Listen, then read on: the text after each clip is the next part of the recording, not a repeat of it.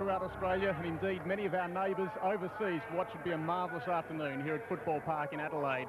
We're expecting a fascinating match between the runner-up of the last 2 years, North Adelaide, and the premier of the last 2 years, Glenelg. So will it be a case of third time lucky for the North Roosters, or 3 in a row for the Glenelg Tigers? Well, all I can tell you is the pundits have it as a line ball. They say it's even money betting, and well, I have a feeling perhaps it could be the Bays yet again. We'll have to wait and see. The crowd is of absolute capacity here at Football Park. The stadium holds about 50,000 people, and I can tell you that during the second semi-final a fortnight ago, in the early stages of that, the match became a sellout. So there's incredible interest in football here in South Australia, and in particular the following of these two teams taking part. As for the weather, well, you couldn't expect anything better for a grand final. There's a marvellous blue sky out there, barely a trace of cloud, and perhaps there's a slight breeze going from left to right across the screen. A forecast maximum 25 degrees, but it's difficult to tell exactly how strong that breeze is from our vantage point. Down on the arena we have Mark Aston. So Mark, perhaps you can give us a guide as to what the strength of the breeze is from where you are. I certainly can, Michael. It is a little stronger than you might anticipate. It's coming from the north going to the south, and there's no question that it's going to get a little stronger as the game goes on. I'd say to be a very important toss for whoever to win. Yes, thanks, Mark. We'll keep in touch with Mark Aston throughout the match. Well, what are the two teams taking part in the 1987 Grand Final? North Adelaide, or the Roosters as they're known, will be trying to win their first premiership for 15 years. Mike Noonan's had them now for 7 years. They've finished minor premier for the last 3, but so far the Premiership Cup has eluded them. The key players in their lineup will be their captain, Darryl Hart, who's wearing number 3 Guernsey, Andrew Jarman, number 17, who won this year's major award, the Magarey Medal, his younger brother Darren, number 8, also the 2 giant ruckmen, Mike Parsons, number 28, and Mick Redden, number 42. Overall, though, an extremely talented and well-balanced North Adelaide side, and they've clearly been the best performed team throughout this season. Glenelg, on the other hand, well, they have timed their run to absolute perfection. After losing 5 grand finals in the mid-70s to early 80s, they now have a 100% record under Graham Corns, and today they'll be trying to complete the first hat-trick in the club's history. Players to watch for there include their captain, Peter Carey, wearing number 5. He's the Australian record holder for the number of games played, well over 400. It's been an amazing career. There's also the All-Australian captain, Chris McDermott, number 10. Number 11, outstanding forward Tony Hall, who's off to Hawthorn next season, and David Kernahan, wearing number 37. Now, he's the younger brother of Carlton captain Steve Kernahan, and we hope to be speaking to Steve Kernahan later on in our telecast. So to get this far, North Adelaide have had to play only 1 grand final, or rather 1 final. They finished minor premier, so it's been the easy road for them. As far as the Bays are concerned, though, they've had 3 tough games in coming all the way from 4th. Saturday, September the 12th, the qualifying final. And Norwood captain Michael Aish returns after a 7-week layoff with a broken arm to lead the Redlegs to a comfortable win over arch-rival Port Adelaide. Farms off to McIntosh on the natural leg. Trying to shrug clear. Boys held on to for a long while. Rowe gets around the defender and pops it through. Norwood into the second semi. Sunday, September the 13th, the elimination final, and reigning Premier Glenelg humbles Cinderella club Woodville by a record 102 points. Right at half forward, the ball's out for him, and coming in Maynard, flew in from the side like the bird. Woodlands goes for goal, he's tipped it high, Steve Owen! Yes, the mark is paid. The bounce favours Cruz. Hall goes for goal, long and accurate, magnificent disposal. Glenelg through to the first semi. Number 4 for Glenelg. And to add to Woodville's woes, its favourite son Malcolm Blight then makes the announcement the fans didn't want to hear. Yeah, I'm certainly retiring from coaching at Woodville, and yeah, it's a pretty sad day all round, really.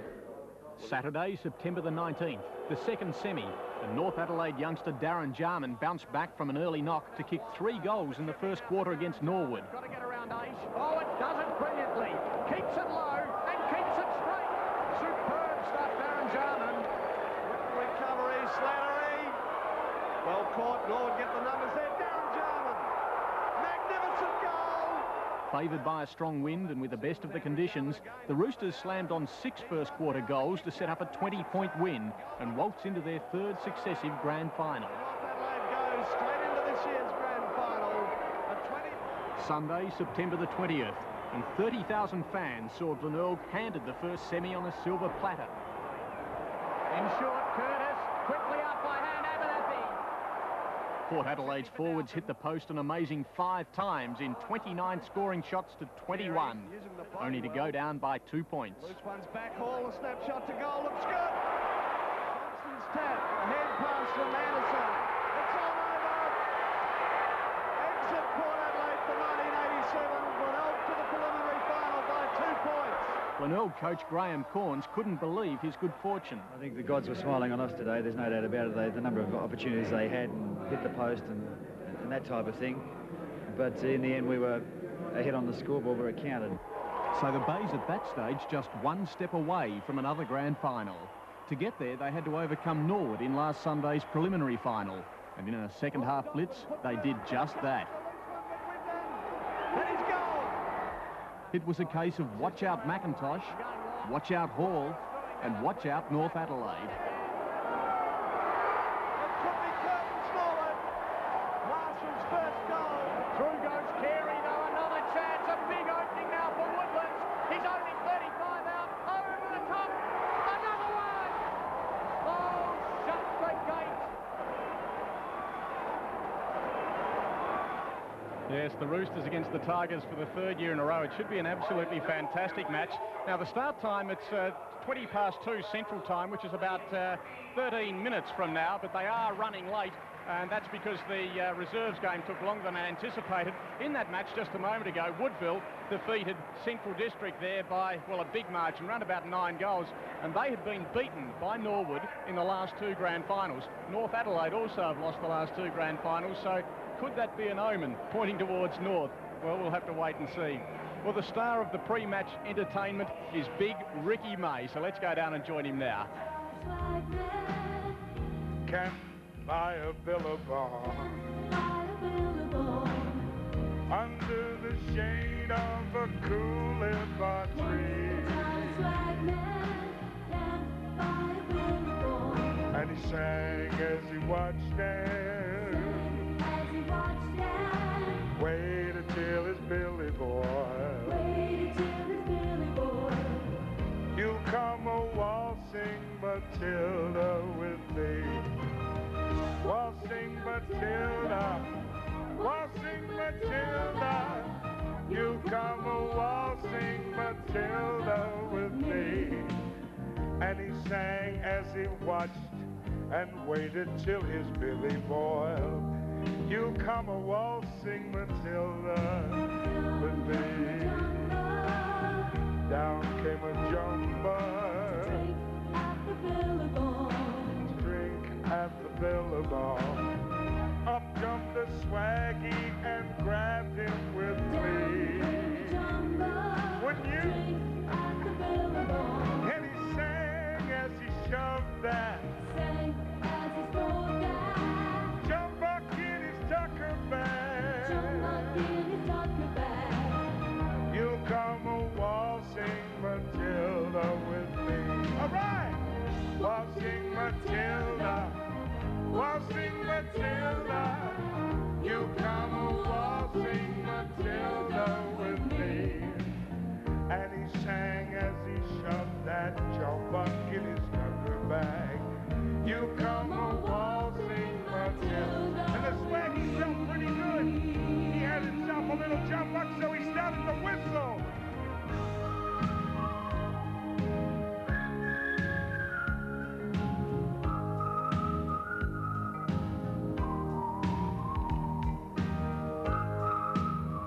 And whistle. Can you whistle?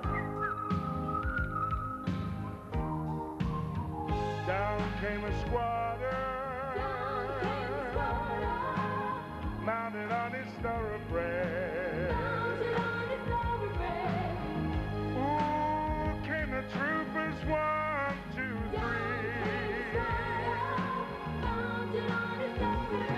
Hey, where's that jolly jumper? tucker bag.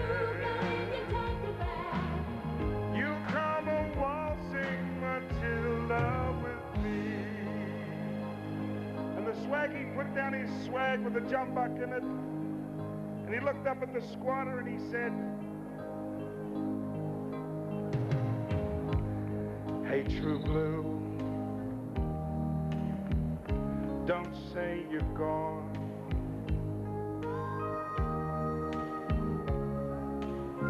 Say you've gone out for a smoke-o. You'll be back, g'day, Blue, later on. Hey, True Blue." I hope you're both from the same network, fellas. Hey, True Blue. Hi, darling, how are you? Hey, Blue, how's it going? Boy, you really look lovely this way, some bunch of good-looking girls go, "Hey, kid, keep shaking it, darling." Hey, True Blue. Hey, True Blue. And the swaggy thought, this isn't a bad joint here. There's a couple of footy teams about to come on. He said, "Hey, True Blue." And the swaggy started feeling so good. Hiya, kids, he started singing. Up there, Adelaide, in there and right. Hiya, love. Up there and Adam, and go where you might. Hey, up there, Adelaide, don't let it in. Fight like the devil, you're out there to win. Then the swaggy had a dream. And the dream was a country, and the country was a flag. Let's hear it for the kids.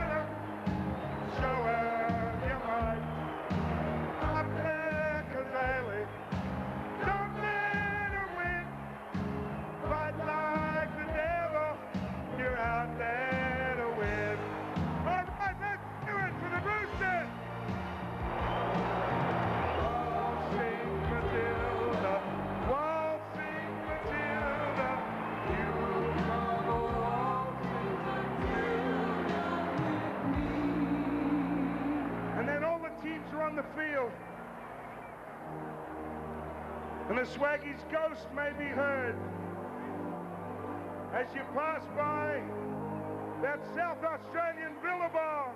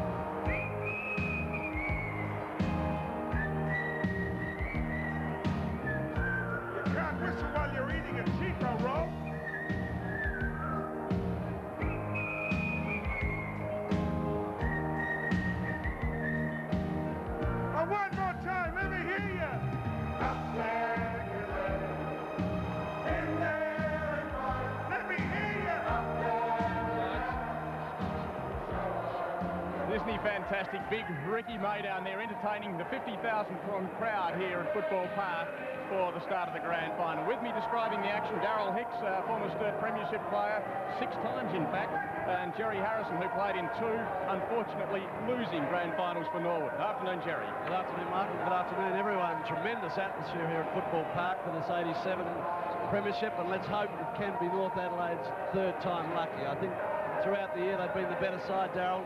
Only 3 defeats, 23 games, very skillful. Absolutely brilliant side, speed, skill, personifying what has been best of Noonan, and I'm sure, however, Graham Corns and the Bays know how to win the big ones, and that's the question mark that everyone in this crowd has got, everyone obviously around Australia. Can the Bays put 3 in a row on the board? Well, actually, those teams were keen to get out there this morning, this afternoon, just a few moments ago. And I don't think there are any changes out there. I think the teams are as listed. And there is the man who carries so much responsibility on his shoulders as far as the Tigers are concerned, their captain, Peter Carey. Yes, out of the 21 for North Adelaide, Stephen Trigg has been the unfortunate player to not make the 20. But this North Adelaide side is one which deserves to win, as we indicated a while ago. I think that they've built into their team this year the much-needed aggression, the much-needed discipline and control. I do believe that they have a far better forward setup than they did last year, particularly with Roberts up at full forward. Graham Corns always got things under control, looks relaxed, but I bet you inside those worms are really eating away at him. Yes, the All-Australian captain, All-Australian coach rather, and of course, but what effect do we think that the Magarey Medal will have on is Kim Hodgman? Unfortunately unable to play, injured to the groin muscle just some weeks back, but that group of people know what it's all about in winning premierships. 419 games, and big Peter Carey looks very, very relaxed. And what a fantastic year Peter Carey's had. He's certainly, the old adage of being a good bottle of champagne certainly fits the bill there. He's had a tremendous season and will have an undeniable influence on the outcome of this particular game. I guess it's time to recap briefly on the way these grand finals went over the last 2 years.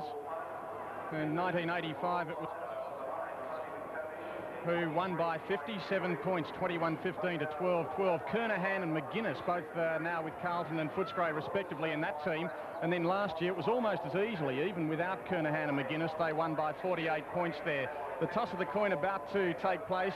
Ricky May out there with the umpires. The umpires officiating this afternoon, umpires Neville Thorpe in his grand final debut, and Rick Kinnear, that's umpire Rick Kinnear, who has umpired in the last 2 grand finals. This is his 4th in total. Shaking hands now with Peter Carey, and the North Adelaide captain will be coming in shortly. That's Darryl Hart. He's too keen to have a kick at the moment. But how significant do you see the toss of the coin and kicking to the right of the screen, which would be the favourite in, Darryl? Well, I think both coaches would like to win the toss. North Adelaide are very, very keen to get off the ground quickly, calm those nerves and try and put themselves in front of their crowd. They're tipped to win. I'm going for them. There's Darryl Hart. He's had a magnificent season. Was tipped to win the Magarey Medal. Just a few points behind his teammate Andrew Jarman, but looking very relaxed. So the toss of the coin, first victory of the day won by the Roosters. North Adelaide, there's their coach Mike Noonan having won the toss. They're kicking to the right of your screen, aided by that breeze that Mark Aston estimates to be worth a couple of goals and perhaps strengthening as the day goes on. Both sides have got 6 players that were in the 1986 teams. North probably have suffered through losing Antrobus, Campbell, and in particularly Wildy, who is out injured for this particular game. He has been a vital player in their defence. And Glenelg, probably the loss of Henwood has been one big loss for them, of one of the 6 that is not in this game today. Number 16, David Marshall, one of the key players. He's playing in the centre. Peter Bennett, number 35. Ricky May now with the national anthem.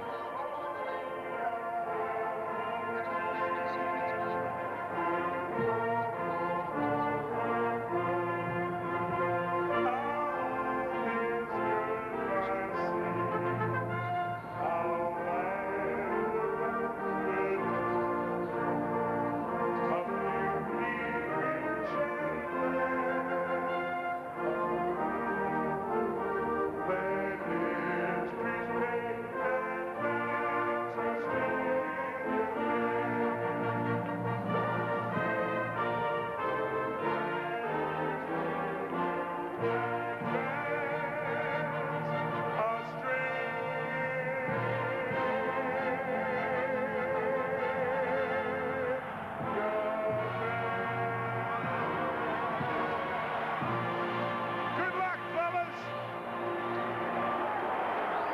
booming voice of Ricky May.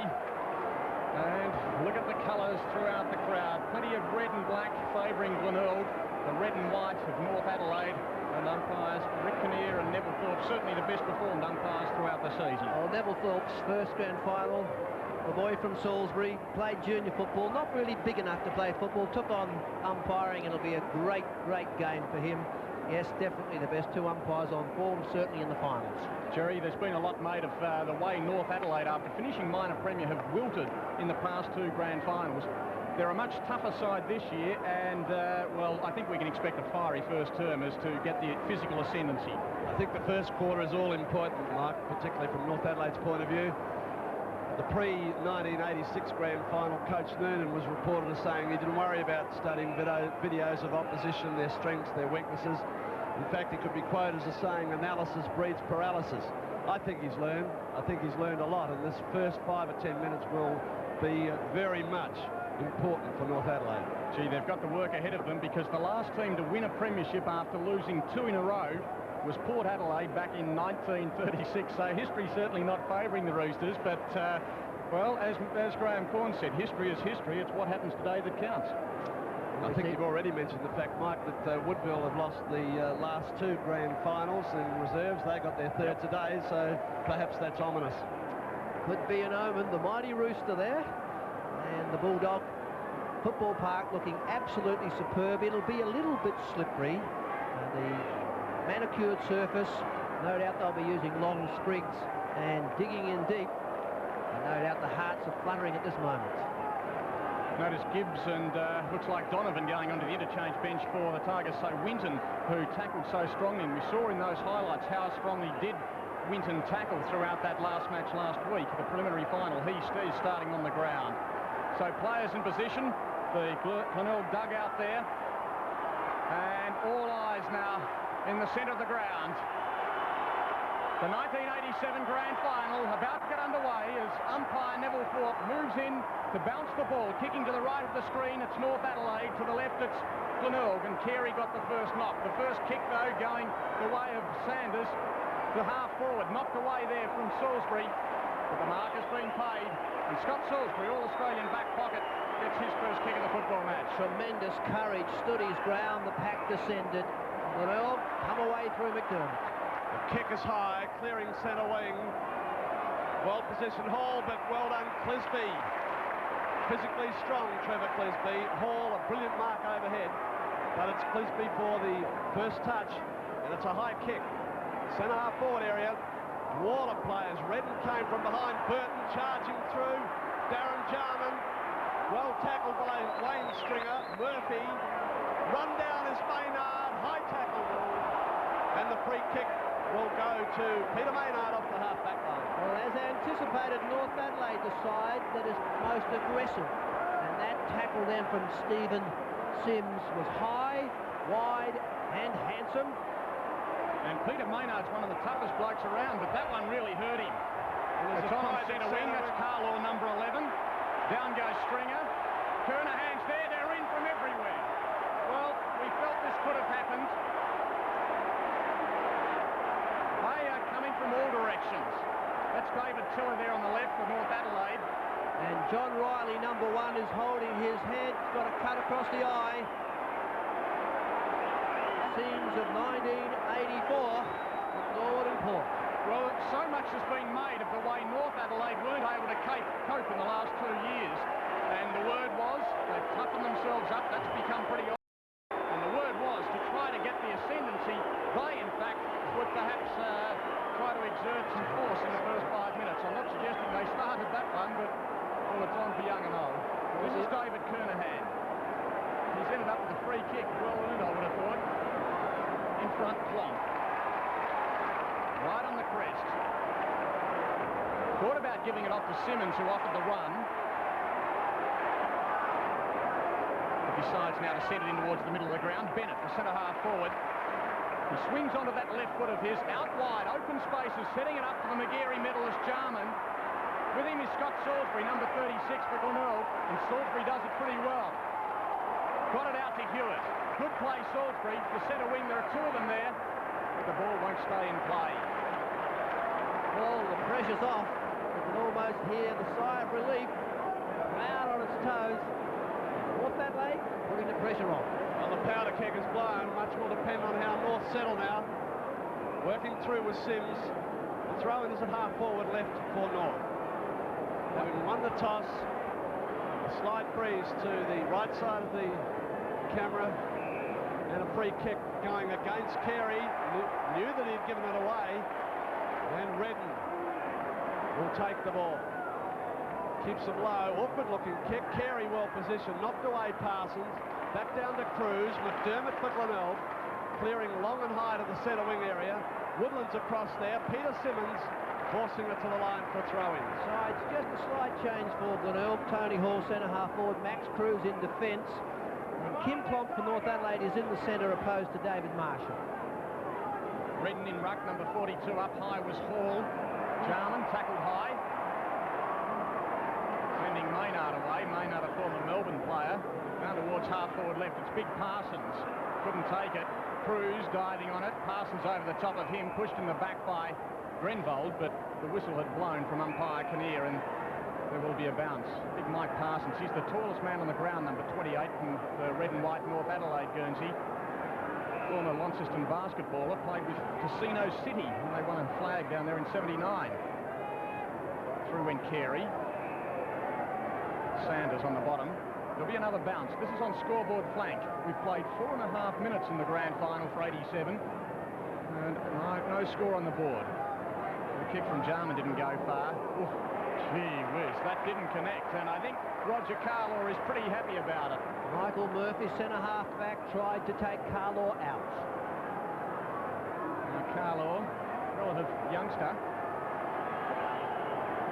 puts it in high towards Parsons, and the full forward Roberts, who got up high off hands. First score of the grand final going the Roosters' way, approaching the 5-minute mark. Just 1 point, and we'll get to go forward. This breeze worth 2 or 3 goals, and especially in the first quarter until the nerves calm. Jim West, the Glenelg custodian, kicking low. Kernahan front spot, well spoiled Carlaw. The bounce favouring Kernahan, who works it to the line. And a throw in half forward right for North Adelaide. David Kernahan moving quite smoothly. He was the player that went off at half-time last week, or the last quarter, to be looked after for the final. Looks a bit sore, but moving freely. Andrew Jarman looking for some running support. It's not forthcoming. The kick to touch, not quite. And it will be a Glenelg free kick. Cruz, quick to seize the opportunity. Glenelg want to get on with the job. Redden sets. Carey came in the wrong way. Klomp straight up the front. Stringer, good tackle, another bounce. Melbourne viewers would know of Robert Klomp, who played for Carlton and Footscray. Number 7 there on the edge of your screen for North Adelaide is his younger brother Kim. Fine player. Carey's tap away. Alan Stringer going long half forward. Hall back with Clisby. Clisby's mark again, physically stronger. And Trevor Clisby paid that in opposition to Tony Hall. Used his arms, pushed Hall out of the way, and just the height and the anticipation. Kicks the ball a long way, got under that one. Quite a high kick, drop in the centre. Bennett there, good take. Good take in opposition to Murphy. And an important flash, this one, as Murphy has starred for Glenelg in recent weeks. A low trajectory kick gets good distance. Disciplined defence from Glenelg. The bounce not favouring Kernahan. Through goes Roberts. Fires it back for Big Parsons. But there's an FAD against McDermott, infringing Roberts. Free kick will be taken by Parsons. Just ahead of the half-forward line. Not a strong kick like Parsons. Doesn't really look as though he wants to have a shot at goal. Nothing in field. He'll be forced to kick to the square. It's a high kick, allowing the big men to run in out of. Redden got bundled out. Burton got in over the top. Clomped the tackler. And through went Murphy. That It's Kidney putting the stranglehold on Klomp, and it will be a bounce. And Kim Klomp loving every bit of the physical aggressiveness.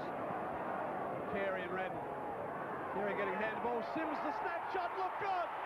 Magnificent snapshot from Stephen Sims. The first goal of the game at 7 minutes 35. Glenelg had the numbers to the fall and the bounce.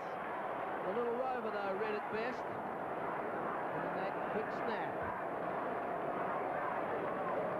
Great combination. Carey, the actual tap, back to Sims. Stolen by the North Adelaide rover. And what a snap. Long time in coming, but the Roosters with their first goal on the board. Whistle is blown, infringement there. Again, it goes North Adelaide's way. Mick Redden. Jarman is out wide by himself. By hand, the skipper, Darryl Hart. He's on the left flank. Goes towards a more central spot. Looks for the big fellows in the square, not quite Roberts. Klomp over the top of his teammate. Roberts got it out. Kidney's there for Glenelg. Bounce about 30 metres out. Still they're throwing their bodies around. Again, North Adelaide into attack, as they have been for most of the first 8.5 minutes of this match. Parsons there. Too tall for Carey. Got the kick. He's offline. Well offline. Good movement by North Adelaide through Jarman, who's been playing wide, creating some space, and Darryl Hart set it well. Roberts almost the mark. Summary conditions for this grand final. Carey, then Donovan tucked it back. Hart took it. Jarman couldn't take it. That's Darren Jarman. And neither could number 5 Burton. Boundary throw in again, this time about 25 metres around from the North goals. Carey, and this time Parsons. Carey's bulk winning out. Gained about 5 metres. Glenelg acting defensively, trying to work around the defensive flank. Parsons. Carey's hand to ball. Trying to work through as Maynard. Taken by Kidney. Short pass. Marshall, half back. Glenelg beginning to steady now. Marshall, a delightful kick. Puts it up to the centre wing area. Ball, not quite. Clisby over the top. Oh, he did pull it in. With Mark Tony Hall, 15-metre penalty. Second attempt as Clisby couldn't get the arm to ball. Winton now as Glenelg begin to move the ball through half forward for the first time. Deep, long, would spoil. John Riley caught, he put the ball on the ground. And emerging with the ball, Paul Arnold, custodian, looking for Jarman. Salisbury's knocked out of it. Andrew Jarman, deep left forward pocket. Parsons versus Cruz. Well defended Cruz, but Darren Jarman around the boundary line. Class, long kick, what a goal! That's the sort of goal that wins grand finals. That's the left north. 2 goals, 1, Glenelg, no score. Well, what play from Jarman, high to Parsons. Parsons and Cruz.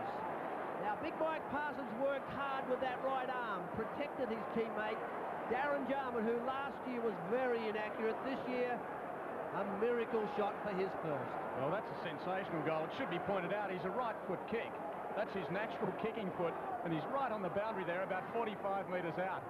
They would say it's impossible. Back in the centre, though, Carey.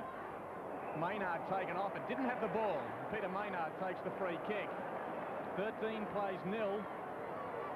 North doing most of the attacking early, but the Tigers going forward for the second time now through Maynard. Stringer will fly high. In front again, Hall. It goes out to John Riley, who's collared. Held to him, according to umpire Thorpe. Good tackle applied by Riley. In fact, applied by Marshall on Riley. Yes, it was a bit high, but umpire Thorpe could not see that. John Riley today, 200th game. Redden got it down to Riley. The kick from Clisby wasn't good. It just went off the side of the boot. The race on. Carlaw goes down, allowing Maynard in. Still in play.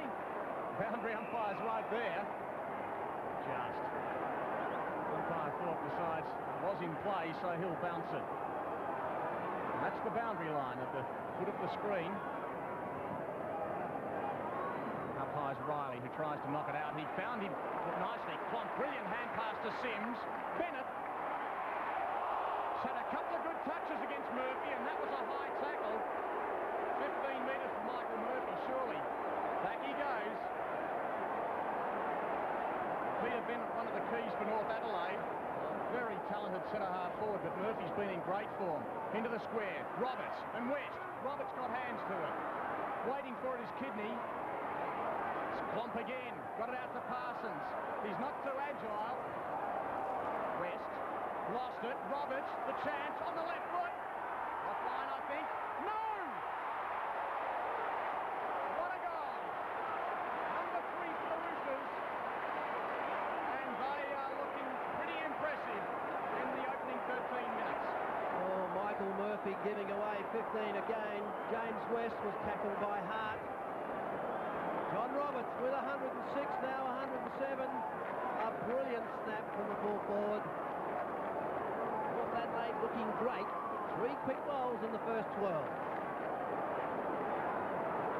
Carey goes in against Redden, a lad of the tap. Hart got it back for Andrew Jarman. McDermott steals it beautifully, direct and long. Ball holes up in the breeze. Seabohm in front, strong mark. John Seabohm. 76 goals for the year and a strong grip of the ball then.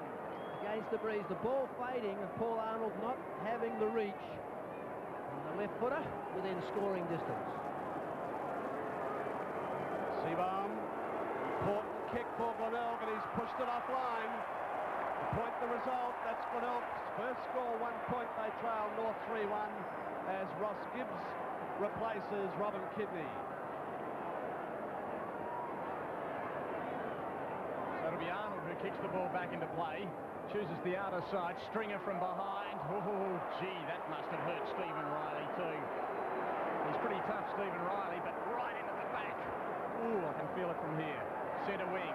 Strong mark again taken by Bennett. And what a good start he's made on Murphy. Down goes Murphy, thank you very much. And now down goes Bennett. McDermott and Hart doing battle. No love lost between these teams. I guess they're the latest of the great rivals in South Australian football, given their grand final results in the last couple of years. Alan Stringer and Michael Murphy, 2 Glenelg players. Coach Graham Corn sending the runner out, though obviously is a little bit concerned with the way his players are playing the man. On the scoreboard flank, Parsons over the top of Carey. Hart got it out to Clomp, but Carey well done. Up to Murphy. And back it goes to centre wing. Stephen Riley up high. And the recovery. Oh, ran into trouble. High tackle applied by Hall. Very lucky, should have hand passed off, took the risk. Pretty confident North Adelaide building though. Through half forward, the centre half back, Clisby kicks high. Left forward pocket. Parsons from behind, but the push has been seen. And the free kick goes Glenelg's way. Parsons, he shoved Cruz. It's rebounded on the West, and now West moves it to Hewitt. Good back turn. Salisbury caught. Big Parsons throwing it out. Hart to ground. And the kick back from Hewitt for Glenelg. In the centering area, and it's on the half-back line of Glenelg. McDermott tackled high by Tiller, and the umpire ignoring the fisticuffs that are going on the half-back line of Glenelg as McDermott has possession. Swings it high and wide. John Riley coming from behind, but the free kick has gone to Peter Simmons for interference. Simmons getting a recall for this grand final after being dropped for the second last round of minor round matches. McDermott. Gee, he's a courageous player. He's the All-Australian captain this season, having played so well in the interstate games against Victoria and Western Australia. South Australia winning the Australian Championship this year. Cruz up high. Gibbs went without it. Trapped again by Stephen Riley. Out to Bennett. Around Gibbs. Onto his left foot. Well done, Bennett. Long towards Roberts. West is with him. Roberts almost. Darren Jarman reading it. He has one. Another snap. Another great one. Oh, what a start for the Roosters. Peter Bennett at centre half-back is the player who's really setting North Adelaide alight. Won that kick in the midfield. Roberts could not take the grab, but the strength of Darren Jarman got him clear. 2 left-foot shots, 2 left-foot goals to Darren Jarman, and he's pinpoint accurate in 87. Magnificent magnificent execution by the perfectly balanced Darren Jarman. Redden trying to work through, knocked on by Marshall. Woodlands, flanked by Hewitt, preferred to go it alone, hooks into the pocket, and John Riley, beautifully done. Lucked it over the top. Goes short, Sanders, dropping down from his centre wing spot. Now playing on, kicking high and long, good distance in that kick. North Adelaide not staying on the ground on that occasion. McDermott didn't want the ball then. He went for Klomp and paid the penalty. Kim Klomp centre wing. Into that centre half forward spot. This time looking for and finding Parsons. North Adelaide's confidence is growing. From centre half forward. Wide to the lead of Roberts. Not quite. Well done, West. Hart trying to work out. No help. Darren Jarman again. Taken off him by Roberts. Glenelg goes free. And Kernahan chips it down. Marshall looking for the free kick. Robbed by Sanders. Directs it into the centre area. And Grenville from Glenelg stops the run. Down goes Grenville. Burton deciding to concede 15 metres in that part of the world. Back in the last line of defence. Out wide they go. Chance for Sims. Whistle's blown though. And the kick has got to go back upfield. Stringer by hand. Gives it out to Hewitt. And towards full forward. Hall up high. Seabone with him. Coming down was Clisby, number 29 for North Adelaide. Umpire thought decides that he'll bounce it, this time about 35 metres out from the Glenelg goals, and they've scored only 1 point in the first 19 minutes of the match. Umpires have been busy, but North Adelaide have looked far more impressive. Arnold getting the best of that ruck contest, finding Sanders. It goes back in the direction of Winton. Tiller over the top. Trapping it well is McDermott, but Tiller for crumbs. To Arnold. Centre wing. Up towards half forward. Bennett's there, and so too Parsons. The big fellow's off. He looks for Hart and finds him. One hand not enough. He gets onto his left foot. Oh, he looks for straight and goes back. Set shot from 30. Yes. No. Shaved the post on the way through. What brilliant play, Darryl Hart. The confidence, the time, the turn straight, and just a little off balance with the shot. Gibbs found Carey, now back to crossfield to find Salisbury, looking for Wayne Stringer. Carlaw closes, great tackle, and North Adelaide showing good signs of aggression. 20-minute mark of this first term. North by 25. Parsons over the back. Darren Jarman stealing, trying to centre the ball, but only as far as Cruz. Down to McDermott, running off the half-back line with little to kick to. The forwards have gone back into the centre region. North Adelaide dictating play at the moment as McDermott is forced to go to the line. Put it in front of Hewitt. North get the numbers there. Tiller disposed of him. Simmons playing it well. Forcing, but left it behind for Woodlands. Glenelg in for the first time. Woodlands to the goal square. Clisby there with Hall. Out the back of Stephen Riley. Now North Adelaide have got no one to kick to. And Stephen Riley goes for the boundary line. Well done, Kernahan. Into the left forward pocket he goes. Riley sets and takes once more. Gives it off to his brother Stephen.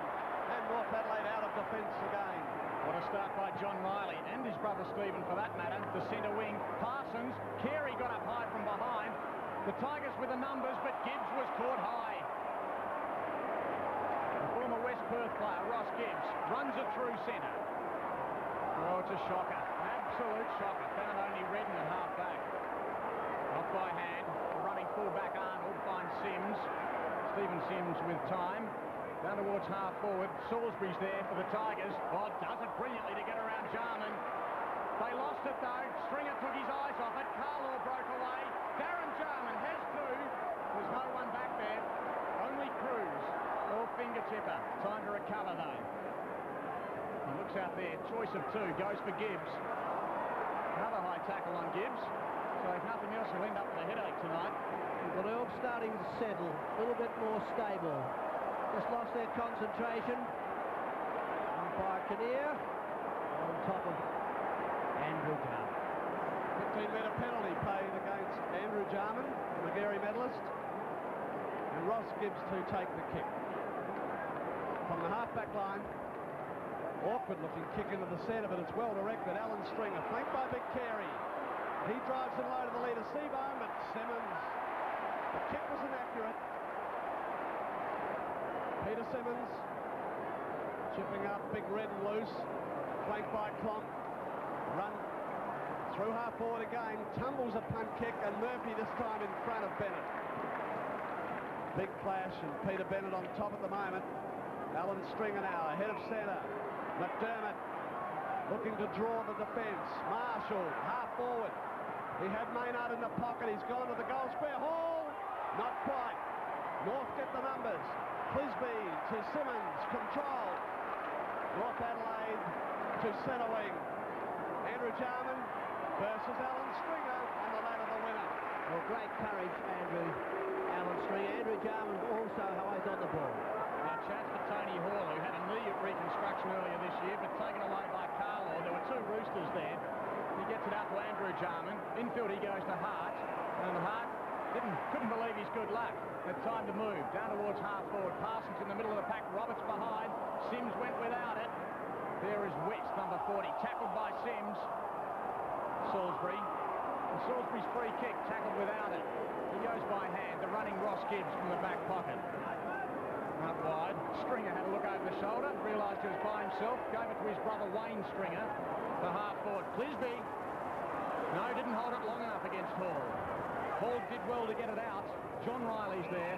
Umpire Court decides it's my ball, and he'll bounce. It's almost taken 1/4 for things to simmer down and quieten down. Both sides now playing well. Glenelg recovering a little. Obvious that North Adelaide have got the numbers most. Clonk, Tiller. Luck of the bounce, North Adelaide's way. Carey, well controlled. Well done, Burton. Good smother. And gets the free kick. Craig Burton, former West Adelaide player. Two number 5s. Carey going in over the top with a high tackle. As seen. A kick from Burton to the lead of Roberts. Clearing the pack. Salisbury back there, tackled by Parsons, but got out of it. Did it well, in fact, looking for Alan Stringer, but the white line's the winner. The throw in right forward pocket for North. You'll notice whenever Alan Stringer goes near the ball, the crowd will boo and jeer. Here's a former North Adelaide player. He and brother Wayne Stringer. They were both allowed to leave North Adelaide, and they've been champions at Glenelg. Sims, though, on the left, another snap, another goal. His second, and the Roosters get their 5th into time on in the first quarter. Stephen Sims doing his best work in that forward pocket. From the throw-ins each time. Rover in the spot. Both times Carey, the ruckman who's won the tap. Sims read it best. And the presence and the accuracy to shoot with the left foot both times, right on spot. 31-point lead to the Roosters. 1 minute of time unplayed. Redden the tap. Carey giving away another free kick, and the big fellows not travelling well at the moment. Peter Bennett, the recipient. 15-metre penalty. Now this could well take Bennett to within scoring distance with the slight breeze at his back. He can kick the ball a long way when he gets onto them cleanly. He didn't with that one. It chipped off the side of the boot. Roberts got the front spot, plays on, hooks the goal, and has put the ball out of play on the ball. So Ross Gibbs will have the free kick for Glenelg. Roberts has done well with his leads, but not quite able to bring the ball to ground. West playing him close. Well, Stephen Sims decided to give away 15 metres. Maybe he thought teammates upfield hadn't picked up their opponents, but it seemed pretty pointless. Up it goes now. The ruckman there, Carey and Redden. In front it was Kernahan. Got it down towards Hart. Redden got it out, though, to Stephen Riley. Back there is Sims, who set himself, but in front, well, he was going to set himself. Ended up letting Salisbury take it and give off to Gibbs. wide he goes. Jim West. Over the top. Murphy. Upfield. He's got another teammate there in Hewitt who's had a few kicks already. Woodland's in front. Ball out of play though. So 32 plays 1. I'll tell you what, this is in contrast to how last year's grand final started. It was 7 goals to 3 Glenelg's way in the first quarter.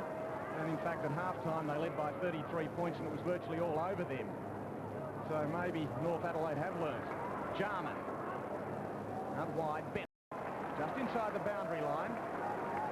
Now, we've played almost 28 minutes, but 5 goals have been kicked, so maybe there's a chance for another one.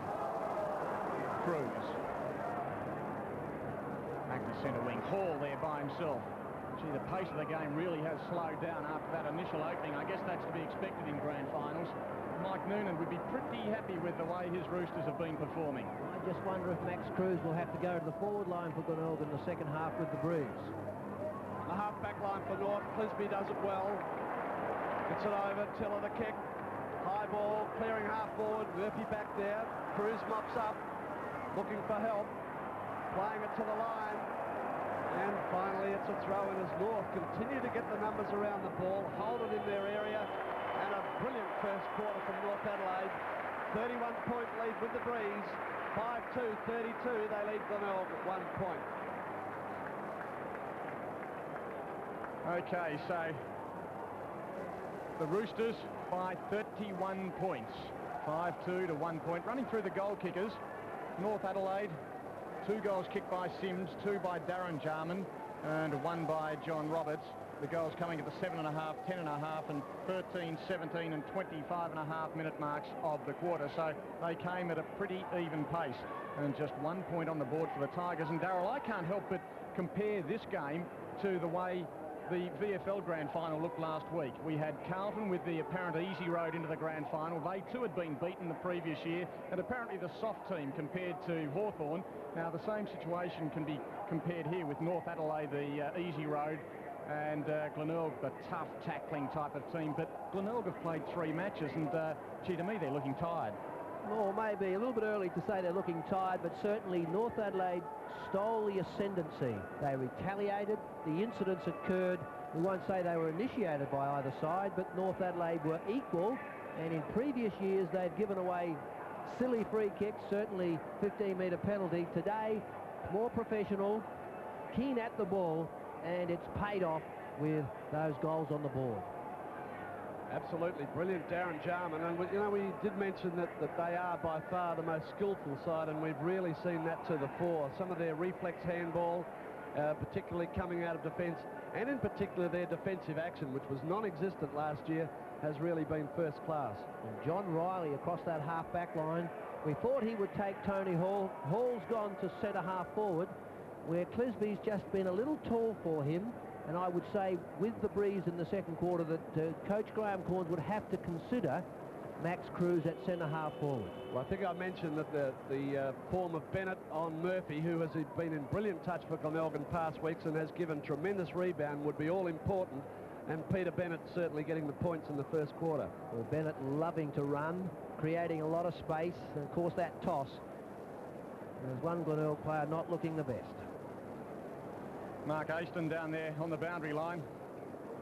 From where we sit, there was plenty of feeling in the game in the opening stages, and the crowd was really getting behind North Adelaide. What's the feeling down there on the boundary as you're down there near the benches of both the opposing teams? Michael, we're a little bit too close for comfort, I can tell you that. There were a few little incidents that I felt as though I was partly involved with.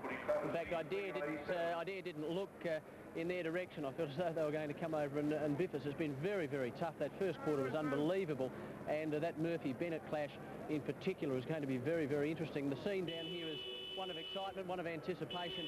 I can tell you there's a lot of North Adelaide barrackers around this area. Yes, Mark, it's noticeable that whenever Alan Stringer goes near the ball, the crowd is giving him a hell of a time out there. Now, what's your feeling as far as the crowd's concerned? Do you think most of the support is going North Adelaide's way, the way of the underdog? Well, that's the way I see it, Michael, and certainly, as I said, where I'm standing, they're mostly North Adelaide supporters. When Stringer does start past, you can hardly hear yourself think, and they're certainly not asking him to kick the ball straight and pinpoint. I think they're pretty pleased if he kicks it to the opponents. But, oh, no, there's no question about it. I think it's a big North Adelaide contingency down here, and the way things are going, it looks as though it could be a North Adelaide flag. OK, we'll leave it there, Mark. Just look after yourself with those physical clashes that turn up near the boundary line. Michael Noonan's got things organised. He'd be a little more relaxed than he was in previous years, always under pressure, and his side a little brittle, but he steeled them in 87. Surprising with the ruck clashes. I think Peter Carey certainly is going to have his work cut out. Corns must be worried, there's no two ways about it, but he certainly doesn't show it, but there'll be plenty inside.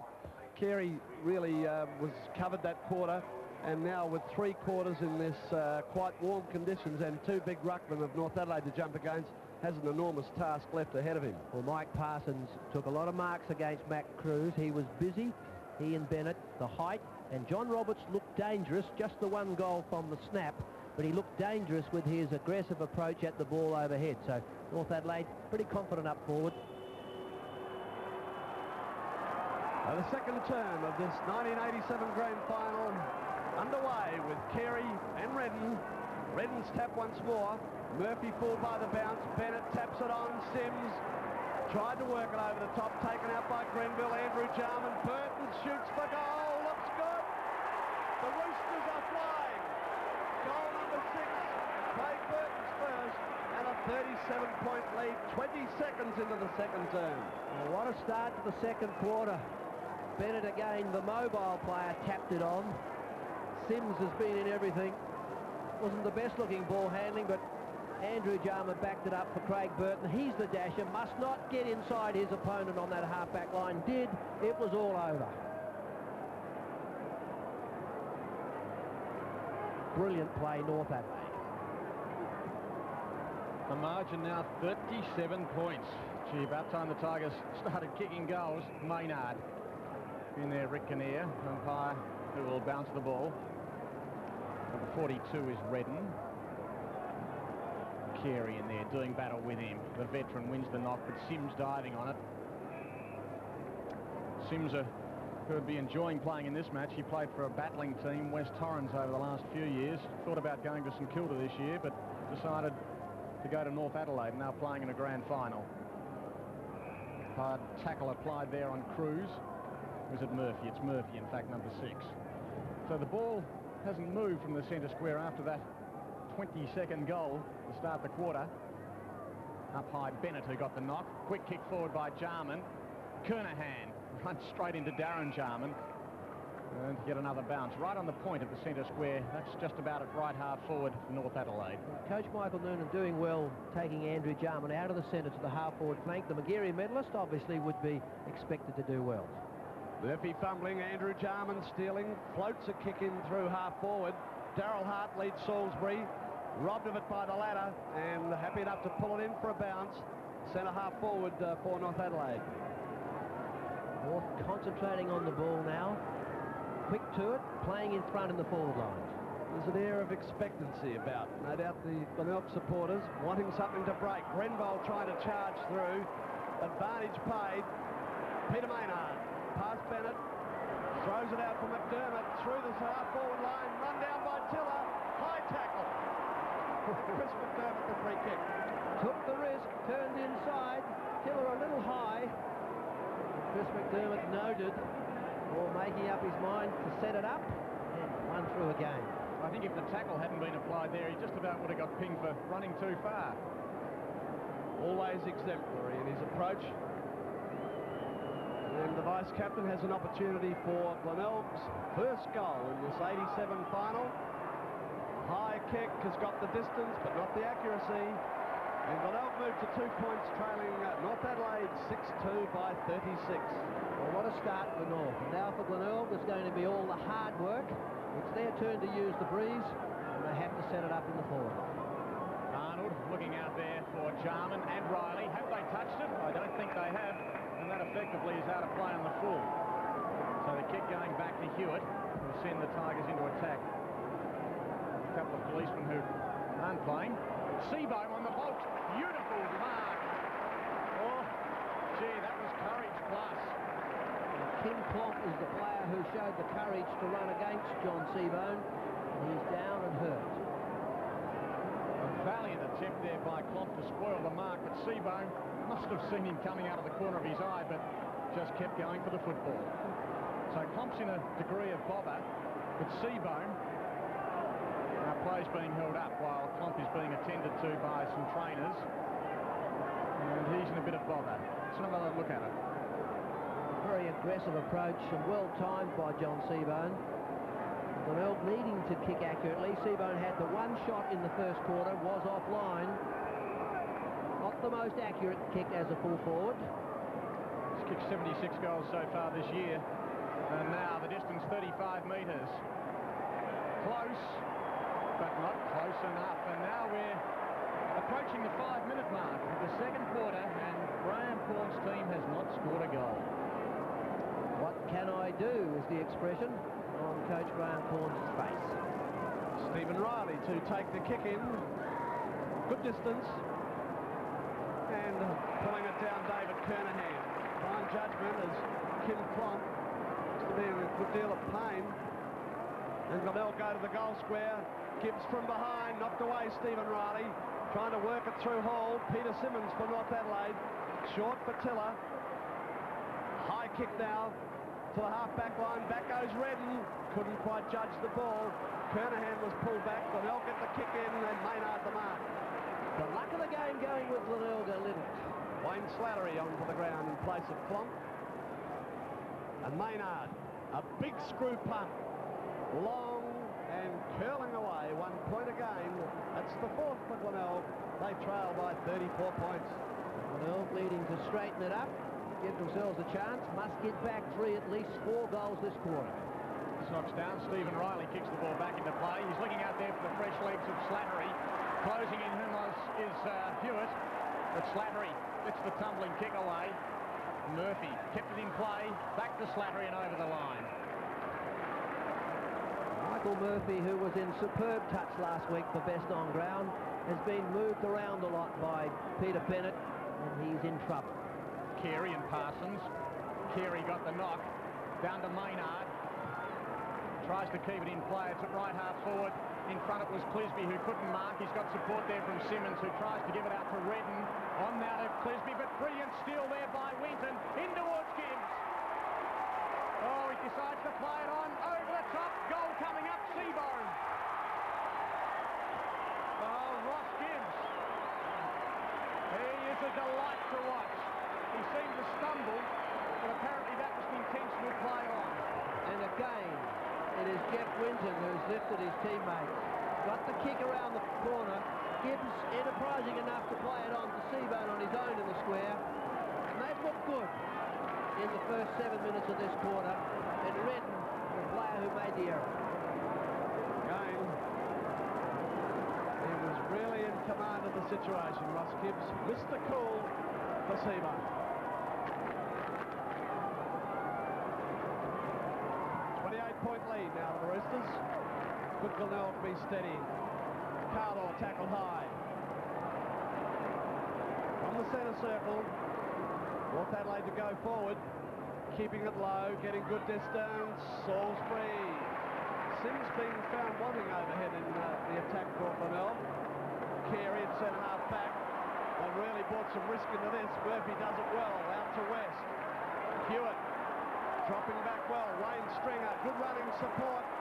Further on, Whitton. Glenelg beginning to mould and not quite. Peter Simmons, well done. Has played superbly in the back pocket. Was not chosen in most of the expert team, but lined up. Kick looking for Redden. Down to Tiller. Trouble. But he moves it to the fullback. Arnold well downfield. Charging through Brent Fold. Set up Sims. Now Burton. Reflex handball. The racehorse is away. Sheer speed. And goal number 2 on the board. Brilliant football, North Adelaide. And they lead by 34 points at the 8th-minute mark.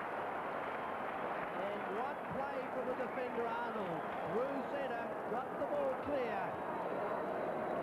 Once Craig Burton got clear, that was the end.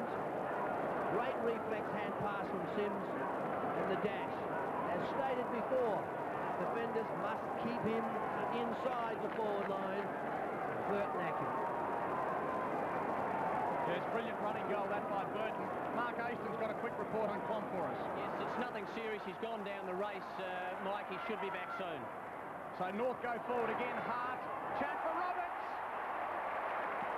Oh, top mark Roberts. And what a great explosive attacking sortie that was by North Adelaide. Good news about Clomp. He could be back on the ground before we lower. John Roberts, a difficult goal with the breeze across him. 35 metres out. And every full forward likes to kick accurately from his first set shot. The distance won't worry him. Angle about 45 degrees. The camera right behind him. And it's a shocker. Not a good one. Still the chance though. Parsons. The height in the forward pocket. The tallest player on the field. Glenelg having to play Cruz in that position to try and dampen him. Too tall for Carey. Clean take. I guess John Roberts will tell us that you picked him out. Quite intentional. Now big Mike Parsons doesn't mind kicking goals. Only 20 metres out. No worries there for the Giant. So Parsons gets his first. And the Roosters looking good. Out now to a 40-point lead. 8-2 to 1-4. What a start. 3 goals to 1 in the second quarter against the breeze. It was a poor kick. Across the face. And so tall with Mike Parsons. Glenelg beginning to chase jumpers. Kim Clomp is back on the ground. Slattery has gone off once more. Redden gets the tap. It's all North Adelaide at the moment. Back to Hart. Curls it around. Centre half forward spot. Sims this time contests. Stringer trying to work it forward. Glenelg a little sluggish. Hewitt. Sanders closes. Sims almost got through. Hewitt back on it. Couldn't work out. Look at the numbers. Jarman steals it. Goal number 3. Sheer class. And the Roosters are flying high. 46 points clear at the 11-minute mark of this second term. What persistence from North Adelaide. Sims forced the ball in the area, and Jarman again, the power, the balance, the line. 3 goals from the flanker, the follower. What touch. An important first 11 and a half minutes of this second term because Glenelg really put their foot on the pedal. They really put the power on in the first 10 minutes or so. But North have had all the answers. Carlaw getting his way through the traffic. Got to kick away, but only found Murphy. Kernahan. Oh, goes down, but finds Murphy. He paddles it out for Wayne Stringer. On by hand, but the whistle is blown. It's got to go back. North Adelaide very aggressive at the player with the ball. Difficult to break clear. So it's a free kick to Kernahan. Hall in front. Coming through McDermott. In front of Hart. Got the hand pass out to Maynard. Brought down by Darren Jarman and taken away by Hart. All the answers. Parsons. Goes across towards centre half forward. That wasn't well directed, putting Bennett under the hammer. Through went Salisbury. And got it off to Murphy. He had time to set something up. In the middle of the ground, he finds Maynard. Now Maynard. Oh, that was flicked out to Alan Stringer. I don't think it was by hand. It went unnoticed. Winton brought down. And the Roosters again. There were 5 of them there. Darren Jarman got it out wide. In front, it's Kernahan. He's far too fast for big Parsons. Runs straight into Tiller. Kernahan still going, but Carlaw picks up the crumbs. Out he goes to Sanders. And the Roosters doing what they like. Carlaw back to Sanders. He's almost at right half forward. Too far out to score, but goes in towards Roberts in front. West to score. And the crumbs picked up by Cruz, but Roberts free kick. He was being held. 1 out against 2. Had to keep him in the area. Calls in disbelief. Yep. Absolutely. So Roberts, the century goal kicker this year. Has kicked 1 so far this afternoon. Bit of an angle out there, distance only 35 metres. He's pushed it across the face of goal. Parsons at the back, still in play, Salisbury. And now it was, I thought it was out. Umpire's right there, he thought it was in. He's a player who's really improved over the last 2 or 3 years in that forward pocket. So North Adelaide again into attack. Roberts over the shoulder, but it was way across the face of goal. McDermott out there, number 10 for the Tigers. Out of play. We've played 14 minutes in the second term. It's been all North Adelaide in the 87 grand final. 9-2 plays 1-4. The ball not running for Glenelg. Parsons to back Salisbury. Try to get it to Big Carey. Further for Grenbold. Out of the back pocket. Chips it up high to the centre wing area. Hall running quickly. But Clisby's with him. And it's a throw in centre wing. North Adelaide, just too much pace and brilliance, too much power all around the ground. North Adelaide unable to set up any winners. Carey will go in against Redden. Got the tap away. Jarman. He's the player. Glenelg looking to left. Burton paddles it on. Glenelg go back, but North Adelaide smother. Hewitt now at centre half back. All North Adelaide as he went for the blind side. Hart worked it out. Parsons got it to Klopp. Klopp has a shot at goal. It has missed. North Adelaide moved to 9-3. Glenelg won for it's the Roosters by 47. North Adelaide working harder. More players to the fore. Hart, the player who worked to give his side a chance. West kick back into place. Looking out there for Carey. Thought he was being held by Redden at the back, though. It's Andrew Jarman tackled by Kernahan.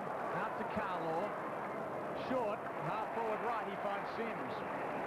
Far too far out to score. He's about 70 metres out. But this man's not. Darryl Hart. He's only about 40 metres out. But you can see the boundary line there. He's only about perhaps 5 to 10 metres inside that boundary line on the right half forward flank.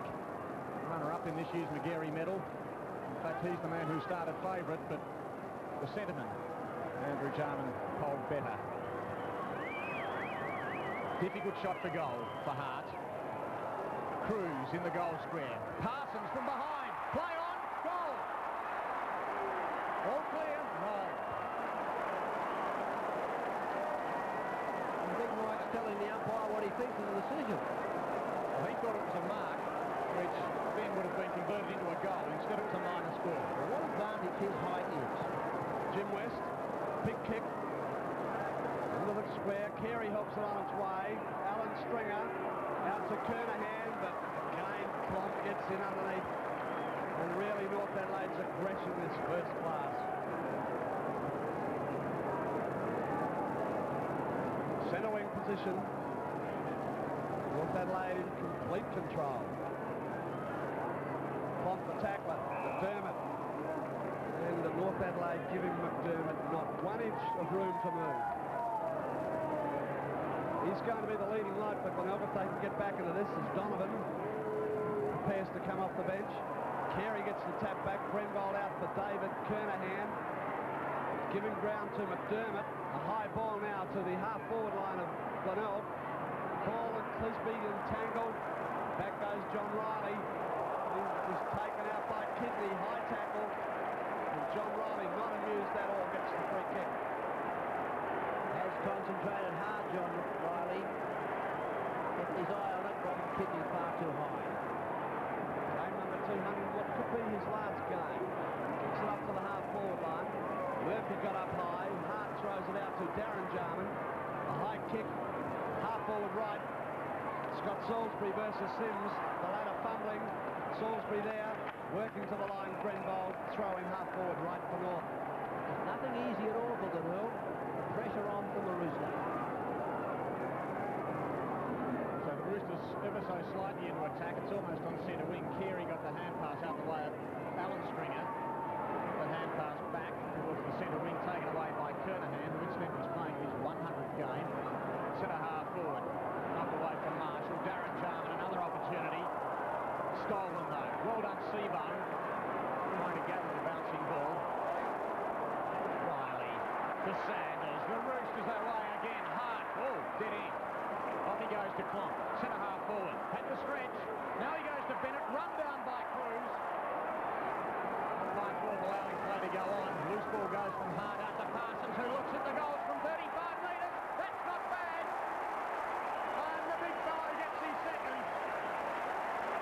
And a massive lead now to the Roosters. 10 goals for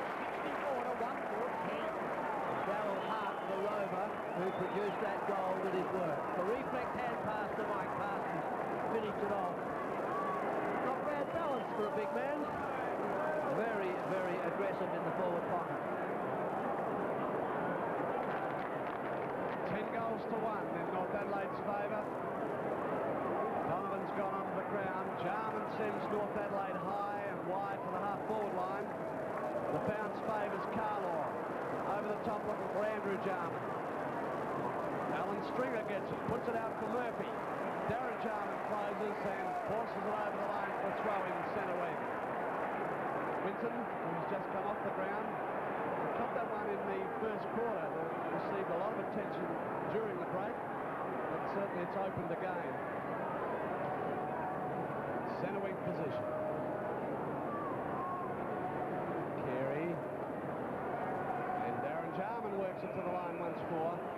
That's yet another throw in at centre wing. 19, almost 20 minutes gone in this second term, North by 54. 5 goals to 1 against the Breeze to the Roosters. Redden and Carey. Carey got it down to McDermott, tackled by Carlaw. They're tackling fiercely the Roosters. And I think it was evident right from about 2 minutes into the match when Stephen Sims applied that tackle on Maynard. What a tough tackle it was, and that was a sign of things to come. Maynard got the thump. In fact, it was West who got the thump. Carey gets the free kick. Jeers for Peter Carey, great champion. Sims. Another bounce from umpire Thorpe. Played now 20 and a half minutes in the second quarter. It's one-way traffic here at Football Park. 2 easy wins in 1985-86 to Glenelg. And unless there's an almighty reversal, it's going to be an easy win to North Adelaide this year. Bowled out of the way was Clisby. That was Kidney who went through. He's been throwing his weight around quite a bit, the smallest player on the ground, Robin Kidney. And Clisby this time the free kick. Clisby controlling ball, well on top at centre half back due to that little bit of extra height and pace. Centre half back, Trevor Clisby sends the ball to a group of players out there. Bennett the target in the middle of the pack, but he just had the ball across the line. Glenelg needing 1 or 2 quick goals to go in at half-time, a little better placed. 5 goals to 0 in the first quarter and 5 goals to 1 so far in the second. Goes out the way of Kernahan, trying to get his way through the traffic. The hand pass went out the way of Stringer. Sims going through. Kidney. And umpire Kinnear this time will bounce it. Still on centre wing, outer side of Football Park. Darren Jarman pretty impressed with the work of his teammate then. Gave him a little clap. Well, they're not unable to do anything positive. North controlling the ball. Carey's tap away. Clisby trying to barge through, succeeds into the path of Carlaw, centre wing. North Adelaide go now through half forward. Bennett up there, and off hands for a throw in as Murphy has tightened on Peter Bennett, but they are not getting the normal rebound off the half back line. Oh, they're a little unhappy for a North supporter. She can't believe it all, I feel. Tap away by Parsons. Sims knocked forward there by Carlaw. Grenbold works it to the line. Yet another throw-in. The defenders taking the ball out, not taking any risks. Well, they'll get a situation where they might have to take some risks. From behind Parsons, but Carey using the bulk might get the free kick then. Off the half-back line. No running support, will be forced to kick. It's got little to kick to upfield. The lead now from Cruz, who appears to be up on the forward line. Centre wing area. Getting up high was Kidney, nowhere near the ball. Alan Stringer trying to work it over for Hewitt. Charging through as Sanders. Good tackle applied, but he was being tackled before he had possession. Sanders swinging infield, going to the space behind half forward, but straight to Carey. McDermott centre wing. Flanked now by the fullback West. Oh, not well done to Hewitt.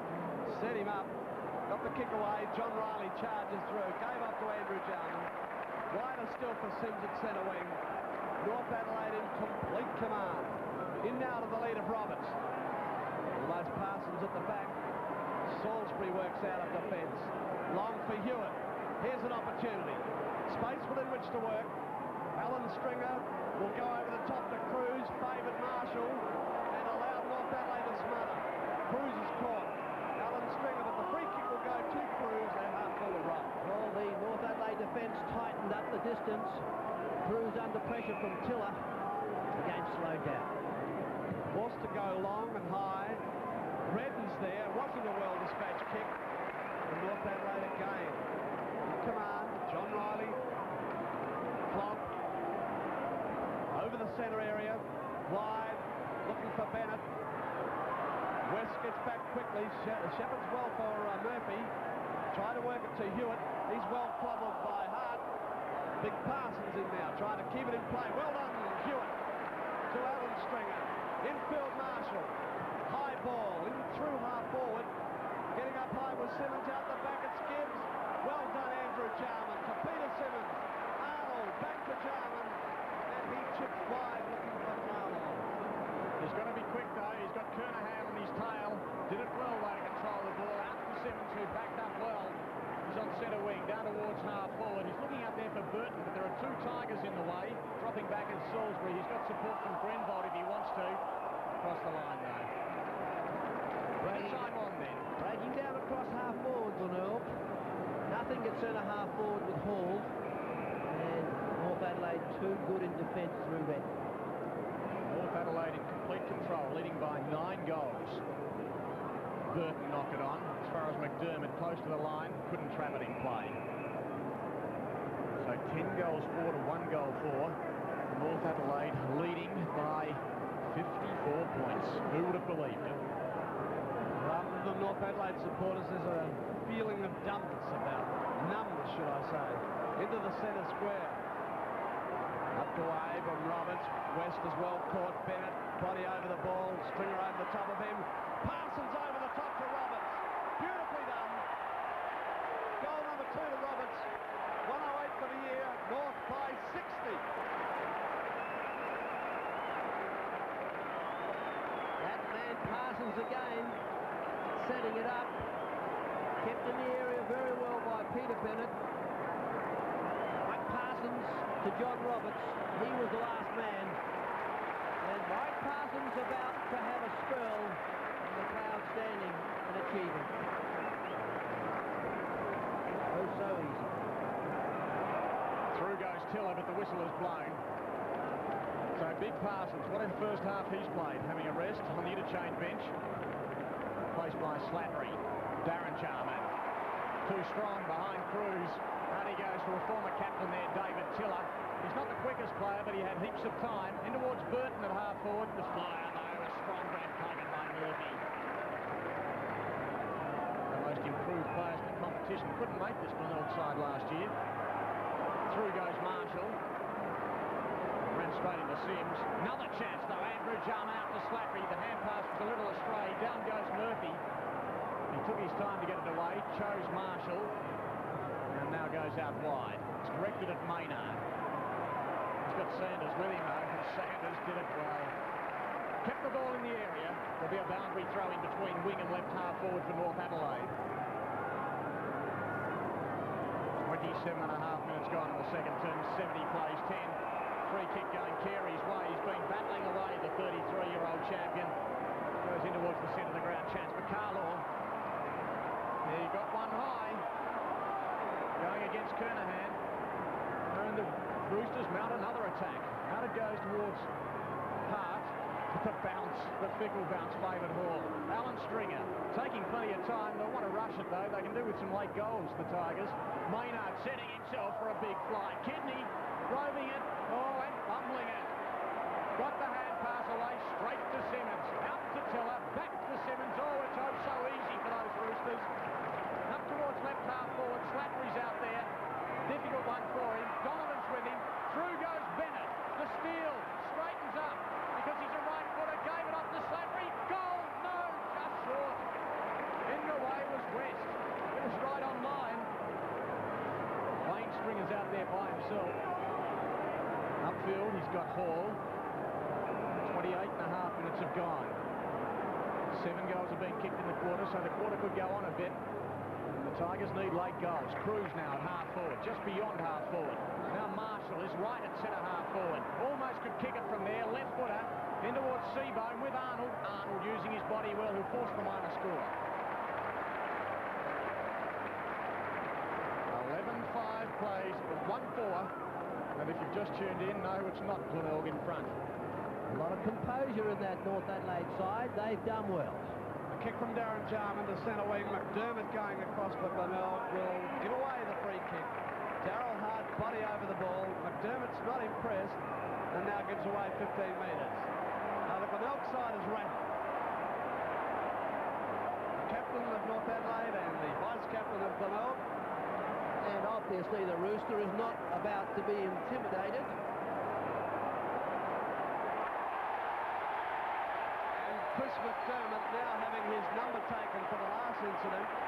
And that's terribly unfortunate for a man of his class who was really frustrated trying to get his Glenelg side into function. 15-metre penalties have been handed out, I'd say of the order of 4. And the siren has gone for the half-time break with North Adelaide leading by 59 points. 11 goals, 4-70 to Glenelg, 1 goal, 5-11.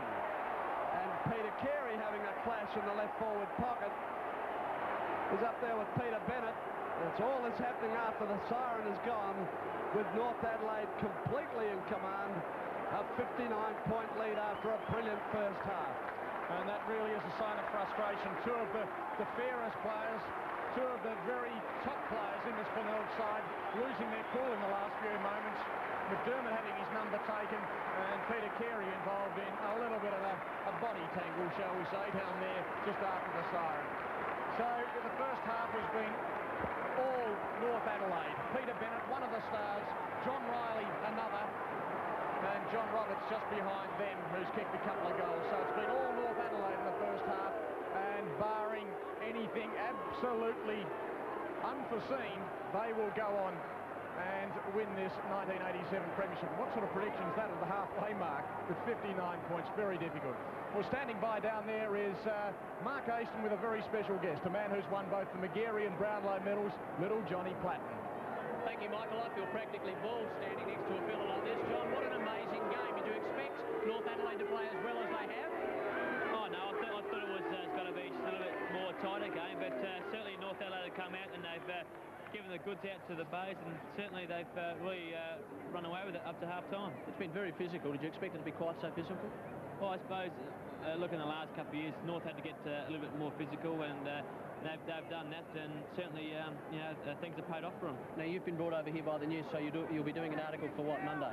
Yeah, for Monday. I did an article yesterday with the news, and there'll be an article on Monday as well. Let's talk about John Platten. You've won the Brownlow medal, and you've won the Magarey medal. What was the bigger thrill? Oh, both are very, very thrilling. I can't separate them because, once you win a medal in any sort of competition, it's just fantastic. You seem to cope so well with the press. Is that a fair observation or not? Oh, yeah, the press are all right to me, and certainly that's what footy is all about, to get the people in. And certainly it keeps you going, and they write good things about you and things like that. How's your life changed since you've been over in Melbourne? Not too much. I try and just keep the same sort of format when I do go on Saturdays, and that, but certainly it's got a little bit more busier, but certainly hasn't stopped me from doing anything. So what have you learned most of all? I suppose I've learnt the highs and lows about football, winning the premiership last year and losing the premiership this year, and certainly it makes a better man out of everybody who has been through the highs and lows, and hopefully we can maybe do something next year as well. How did you feel after the grand final this year? Well, after this year's grand final, it was very, very disappointing, very, very tired, and I suppose after all that, I was just glad that it was all over. John, thank you very much. Just before you go, your tip in this game? Well, I tip North Adelaide on Friday, so I think they might go with it in the second half. Thank you, John. Mike, back to you momentarily. We hope to have Stephen Kernahan very shortly. Thanks very much, Mark. And I'd like to know if there's any proof that Johnny Platten tipped North Adelaide. It's pretty easy to see when they're leading by 59 points. Actually, it's probably not being quite fair to the little fellow because he is a guest writer, as Mark said, for one of the newspapers here in Adelaide, The News, and he did come out and select North Adelaide on Friday afternoon. But let's check those half-time scores in case you've just joined the telecast. In the first half, all North Adelaide. They led by 31 points at quarter time, and now the margin out to 59 points. 11 goals 470 to 1 goal 511. You wouldn't have believed it. Remembering, of course, that Glenelg have won the last 2 South Australian premierships, beating North Adelaide. Well, over recent years, the South Australian Grand Final has become renowned for its half-time entertainment spectaculars. It's on again this year, 270 young dancers choreographed by Lynette Edwards. Let's go and join them now.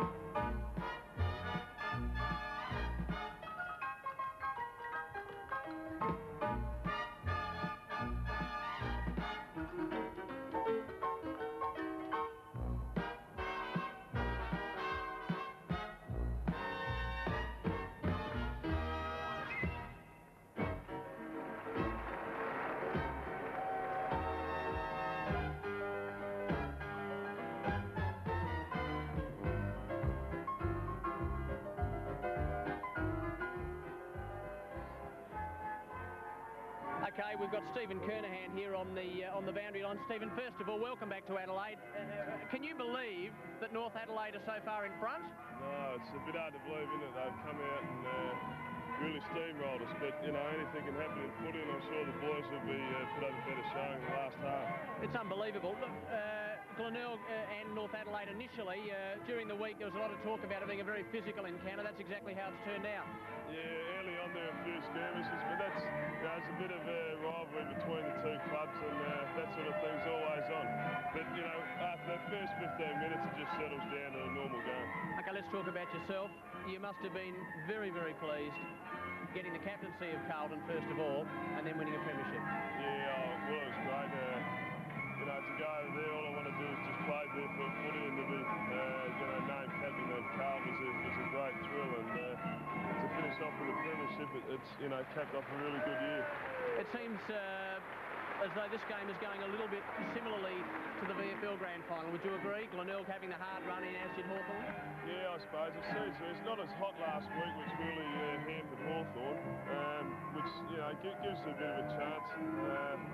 You know, our blokes are known fighters. I'm sure they're going to come out with something in the last half. In your wildest dreams, did you ever envisage yourself doing what you have done? Oh, no. You know, winning premierships is something that takes a lot of hard work, and I've been through, you know, losing grand finals a year ago, and, you know, just to captain of, you know, Carlton premiership was a great thrill, and, you know, something you certainly don't, you know, a few years ago, if you said you might do that, you'd probably laugh. Let's briefly just talk about the game again. Where are Glenelg going wrong, in your opinion? Yeah, just, I think North have got a lot more players at the fall of the ball by the looks. They're running in numbers, and they just seem to be a bit fresher than our guys. They're putting a lot of pressure on, which is, you know, the ball's coming the forward line sort of pretty rough, so it makes it hard for the forward line to punch it properly. All the best, good luck, and can Glenelg get back? Oh, I think they'll give it a good show, yeah. Thanks, Stephen, very much. Michael, that's Stephen Kernahan. I'm speaking with Stephen Kernahan. Back to you. Yes, two sides of the sporting coin within a week for Stephen Kernahan, of course, a former Glenelg player who has still got his heart down there at Tigerland. They're getting beaten today, but of course he captained a Glenelg, or rather a VFL Premiership side in Carlton last week. Well, one of the big sporting tragedies for 1987 was the terrible car accident suffered by the Carlton defender Peter Motley back there in about May. As a former Sturt player, Peter's one of South Australia's favourite sons, and as such, the support that's been generated to aid his recovery has been nothing short of amazing. There'll be times when you're feeling down, but just remember this. Many friends are waiting for you, sending you all the love you want. All the love you need, praying for you every day, hoping you can hear me. Don't give up, Peter, don't give up, Peter, don't give up.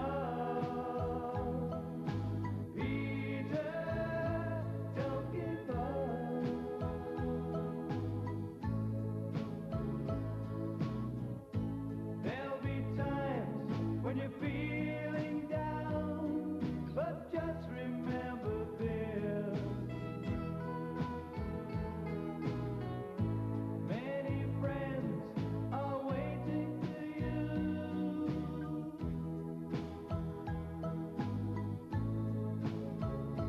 Don't give up, Peter, don't give up.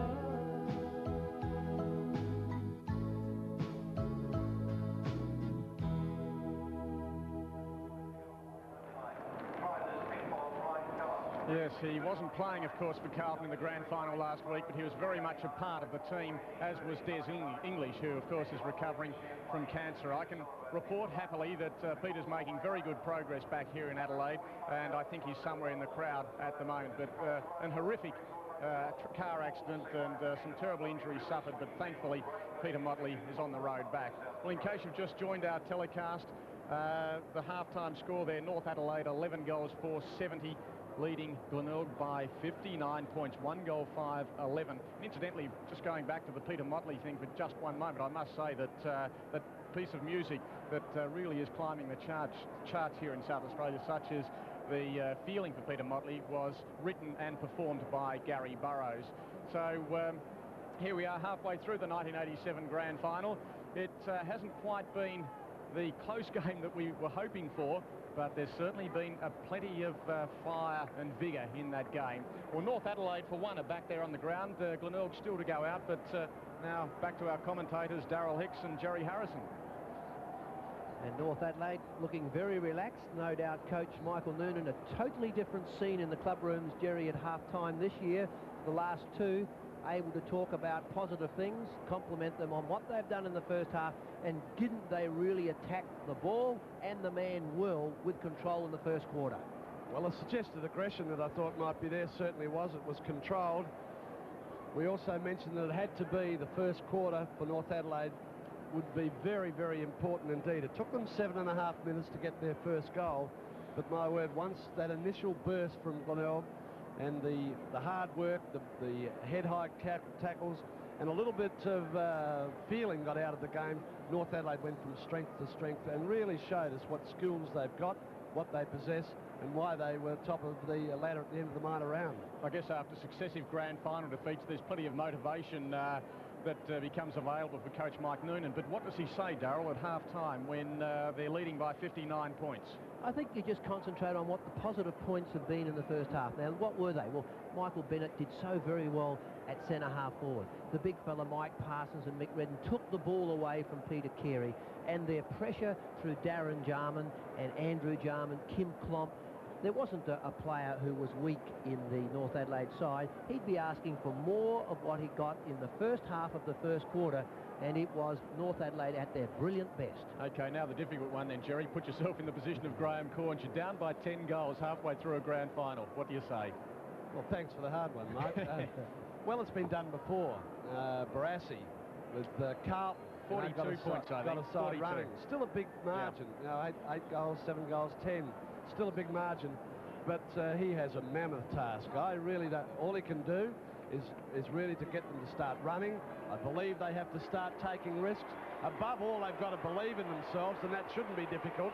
They've come out of situations in past games where they've got off the floor and got back into it and won it, and we only have to take the mind back 2 weeks ago for that. But to be 59 down, and in particular the mood that North Adelaide are in at the moment, it's an enormous task. And they've got to make some changes up forward. They must hold the ball, Max Cruz to centre-half forward, and they've got to do something. Maybe try and give John Seaborn a run on the ball for a while, change it around, get Peter Carey into the forward line. And Graham Corns would have worked very hard at half-time. Kimmy Hodgman, not a lot they can say and do at this time, just wait and hope that their boys can recover. Kim Hodgman, incidentally, has been an important member of this Glenelg side throughout the year. He came back from North Melbourne and played in their premiership side last year, but he had a groin injury. In fact, he'd suffered it on and off pretty well right throughout the season. He was finally brought to a halt about, 4 weeks before the end of the minor round. A big disappointment for Kim, without any doubt, because he was one of the leading lights in the Glenelg form, particularly from rounds 9 to 14 when they were on an absolute roll, when Carey got a record 400-odd games. The wingman made his 300 game, Snout McFarlane, and it was Hodgman in the roving division, and that's one area that they are suffering badly today. They are not getting the ball away from the packs at all. There's this feeling in the crowd of disbelief that it couldn't be happening, and still I believe that they would feel that Glenelg can come back. What will that miracle coach Graham Corns do? He's the Australian champion at this time. He's won 2 in a row, and I'm sure there's a level of expectancy, and let's see what they can do in the third quarter of the big one in 87.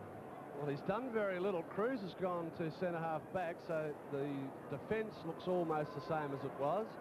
In fact, Murphy has gone to centre-half forward, so there is one big lift. Paul's still on the half-forward line, and Ross Gibbs up into the forward line as well. So now that it really starts at this centre bounce, though, and that's where North Adelaide have been in command since the outset. Commencement of the second half, and Carey goes in against Redden, trying to use the body. Clonk trying to work through there. Well caught by Alan Stringer. It's called a draw, and it will be a repeat performance in the centre circle. Carey will be a very tired man after this game. Good knock away. Hall tried to feed it to Marshall, only as far as Riley. He got it to Hart. Centre wing. Glenelg got the numbers here. Wayne Stringer. Run off the half-back line. Goes infield looking for Maynard. Has to get around. Cross into the pocket. That was well done. Marshall's dropped down there and takes the mark. Good vision by Peter Maynard. Saw David Marshall down, supporting him from the centre. And there's no better kick in the South Australian League than David Marshall, the Glenelg centre. Coordination, good vision on behalf of Maynard. Acute angle for David Marshall. Normally a beautiful disposal. He's hooked that one. 1 point only. And North now lead by 58 points. A little bit of confidence lacking from the Glenelg players. Not able to get an easy or a quick score on the board in any quarter. Arnold sees the lead offered out there by John Riley, but Kernahan's in a good position to mark. Read well by Riley, slips it out to Carlaw, and off he goes. 2 bounces now, open spaces ahead of him. Kernahan trying to close the gap, but he goes in towards the pocket. Parsons, and Carlaw was put down after he got rid of it. So Parsons will take the kick downfield. Now that's where it ended up, but the infringement occurred just before that against that man David Kernahan, who's playing a rather forgettable 100th game on record for the sake of the team anyway. They've run 30 metres to put the pressure on Roger Carlaw, and it really was the slightest of taps from behind. Carlaw went to ground. Angle did be good. Oh, but they are doing everything right.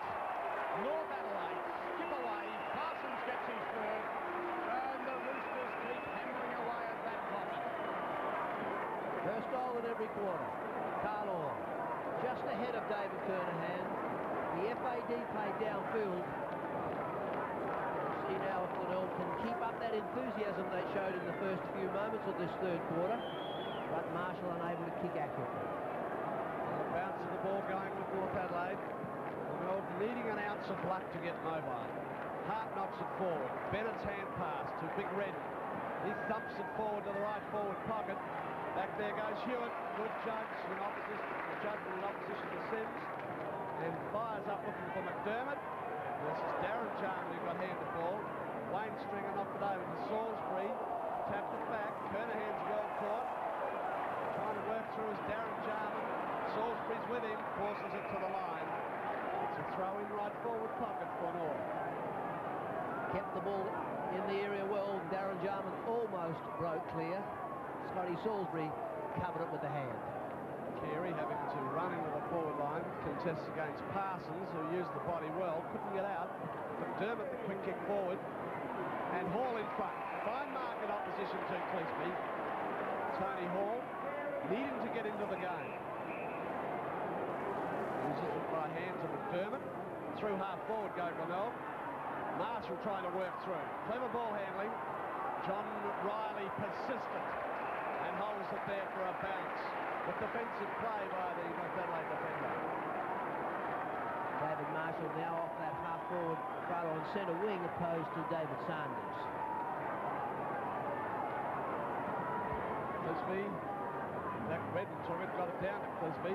Forcing it forward to Clonk.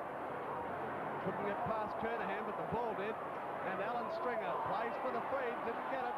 Luck was with Carlaw. Oh, the bounce beat Carey. It's all going North Adelaide's way. Parsons over to Sims, further to Burton. The racehorse is away again. The third one on the board. And North Adelaide can do no wrong. They lead now by 70 points in the 4.5 to the 5. And there is no better sight in league football than Craig Burton breaking through half forward. Sims knew he was there, threw it out. Burton inside Renvold, straight, direct and accurate, and a lot of spirit in that North Adelaide forward line. Yes, he's surf lifesaver, I think, during the summer months. So he does a bit of beach sprinting there, and he really works on his pace in the off-season, and really is one of the quickest players around. Carey takes it out of the ruck, sends it long. Back there, going back with a flight of it was Murphy, who seems to be in attack now. Hall waiting for it, and John Riley picked up the free kick, apparently tackled high. So Riley, unsure where to go. Short, Redden. Coming in underneath him was Salisbury, giving away 15 metres. Taking him right into the centre square. It's indicated by umpire Thorpe. Out wide. Seabohm in front, knocked away by Arnold. Diving on it brilliantly was Bennett. A good smother again. Gee, these North Adelaide players are committing themselves. Mike Noonan's been quite right. It is a different game. It's a different team that's taking part this year. But some of those players who are back there from last year are really putting on a double act. Bounce from umpire Kinnear. Parsons in there with Carey. They both go down. Now, there was an infringement. The infringing was being done by Carey, according to umpire Kinnear. Parsons free kick. Out wide for the Magarey medalist. Jarman can run. Sees a lead in short. Goes further than that. Goes over the top of West. And goes through the middle. Did you see that, says AJ. His first. North Adelaide 14. Well, what a colourful Magarey medalist he is. All the skills, Mr. Deception, sleight of hand. Two sides, used his left foot, wobbled the ball towards goal. North Adelaide able to get clear across the flanks and kick accurately. Oh, there's an air of arrogance. 76 points. Redden's tap away. McDermott, no help, given plenty of time. Darren Jarman. Help out by brother Andrew. Now Carlaw, favoured by the bounce. The tackle came from Alan Stringer. He got away well, Carlaw. Tried to draw, gives it to Sims. Right forward pocket. Got another one. No, it's across the face, point only. North by 77. They're setting up the loose man well at the forward lines. Their creative hand passing that's doing it. Andrew Jarman top spinning that hand pass that ran well. Donovan kicks the ball back into play. Parsons is there. Oh dear. West came in too late. Parsons is off. He looks at the goals, looks for his walk, and he hits it. The Rooster fans will love it back there at Prospect Oval tonight. I've seen some recoveries in my time, but 83 points in the early stages of the third quarter is a bit too much to ask for. Well, Big Mike didn't believe it. No one really put the pressure on, and that arm up indicated his confidence. The most mobile of ruckmen. Oh, the Roosters making up for the prior 2 years, all in one. Knocked away by Redden. The free kick goes against Carey, who's also becoming frustrated. 15-metre penalty, and Peter Carey put down Andrew Jarman at the centre circle. But he's up and about. And Redden kicks the ball long and high. Back goes Parsons, knocked away by West. Sims forward, well tackled. Fine. Sims delivering the few. Mark Hewitt in that back pocket on the Rovers. So close to Stephen Sims. Took him down well with a very controlled tackle. Brilliant tackle, in fact. Wasn't well received by Sims, who's still prepared to have a bit of a bip up. Chris McDermott, a very unfamiliar scene of Chris McDermott, uncharacteristic. Hewitt deciding which way to go. Good distance, centre wing. West spoiling. Stephen Riley well caught. Got it over to Klomp. Further to Sanders. Good reflex handball. Left forward pocket. At the back's Big Parsons. Donovan almost. In fact, he has been paid it. Uses the run of McDermott. That's how far back Glenelg have been pushed. McDermott trying to create from the back pocket. They're so confident, North Adelaide. They really are attacking the ball, and they're arrogant when they get clear. Stringer got it down to McDermott. High. Back there is Klomp. Salisbury charging in. Down goes Klomp. That would have hurt because Scott Salisbury is noted for his ferocity. West, the fly at the ball, down goes Parsons. Now the game is degenerating. I guess it's been a little bit like this from the opening moments, but it did settle down into a well-oiled pattern as far as North Adelaide was concerned, but it would seem as if some Glenelg players think the issue is beyond doubt North Adelaide's way. Tiller, Carey back there. He never stops trying, does this man, Peter Carey. 419 games, an Australian record. Chance for Kernahan. Alan Stringer. They're there in numbers now. Hewitt, back he goes over the top to Maynard. Sims is with him. He gets the kick straight to Marshall. Onto the left foot.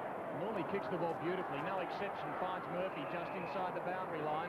He's got Hall going downfield. That wasn't so good. He'll want to give it back by hand to the running Marshall, but he can't take it cleanly. That's the problem. When they do tangle like that, they really make the most of it in situations like this. An innocent little incident becomes a relatively major one when there are so many frustrations. Trevor Clisby controlling the brilliance of Tony Hall. So it's the Tigers into attack. Seabone couldn't get it. Arnold could. Stephen Riley on the end of the hand pass. With poise delivers it to centre wing. Carey's back there. Big grab. There's still a bit of spring in those 33-year-old ankles. Out he goes to Maynard. Cruz offered the hand pass, but he goes to Gibbs. Well placed by Maynard. Ross Gibbs in trouble on centre wing. It's Roberts, or rather Bennett. Gibbs offline, way offline. Bit of a reflection of the way Glenelg have played. Not direct, not able to take grabs in key positions. What does one do? Darren Jarman now for North. Got brother Andrew at centre wing. Quite casual in the kick, mere 50 metres. West across. Maynard doing it well. McDermott now at half forward. Long, direct to the square. Wall of players. Murphy working hard at the back at Seabone. Good hook shot, John Seabone. Goal number 2. The second only for Glenelg. He's been their only goal getter, but they are down by 77 points at the 12.5-minute mark. A little bit of lack of discipline in the Glenelg side, but through Seabone, they were able to recover a little bit of confidence. Off hands, there were 3 North Adelaide players to the 1 solitary Glenelg forward. John Seabone read it well. The natural leg, the accurate step.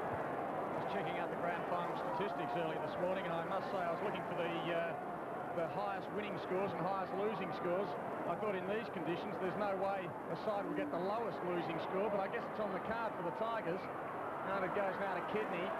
A chance for another one. They've only kicked 2 goals for the game. Murphy tackled well. Brought down by Simmons, holding the ball. Been a good game by this back pocket. Goes up towards centre wing. Sims rather, but in front it's Kernahan. So David Kernahan sends it out towards the lead of 4. He's between wing and left half forward. Goes towards Marshall. Picked him out beautifully. Now Marshall's still too far out to score. Goes to the lead of Seabone. Too short for him. Wants to get it off by hand, but tackled by Arnold.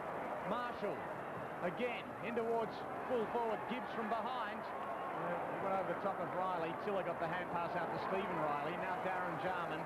Short. Finds Simmons. Plenty of Roosters.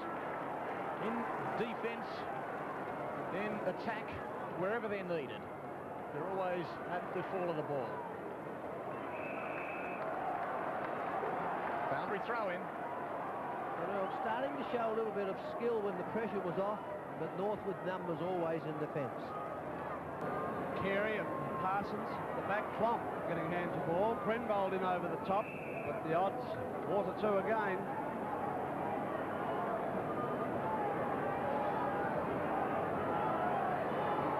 Carey, hands on hips, goes in against Parsons and got the tap away to West.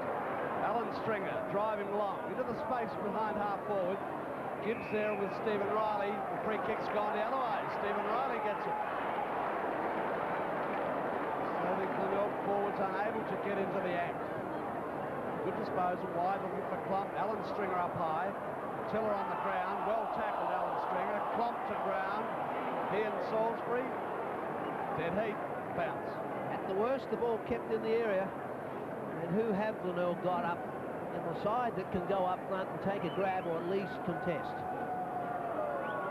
Seabohm down in ruck now, trying to work forward. Hall didn't shrug the tackle well, gave it to Marshall. Right forward pocket. Gibbs giving the shove out. He's giving away a lot of height up there. John Riley caught by Murphy and penalised. Murphy trying to give a lift up in the centre half forward spot. John Riley decided to try and break clear. Michael Murphy too strong.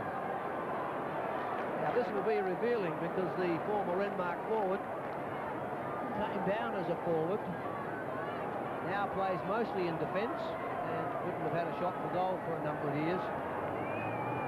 Star and centre half back in recent weeks. In fact, throughout the year he's had a great season.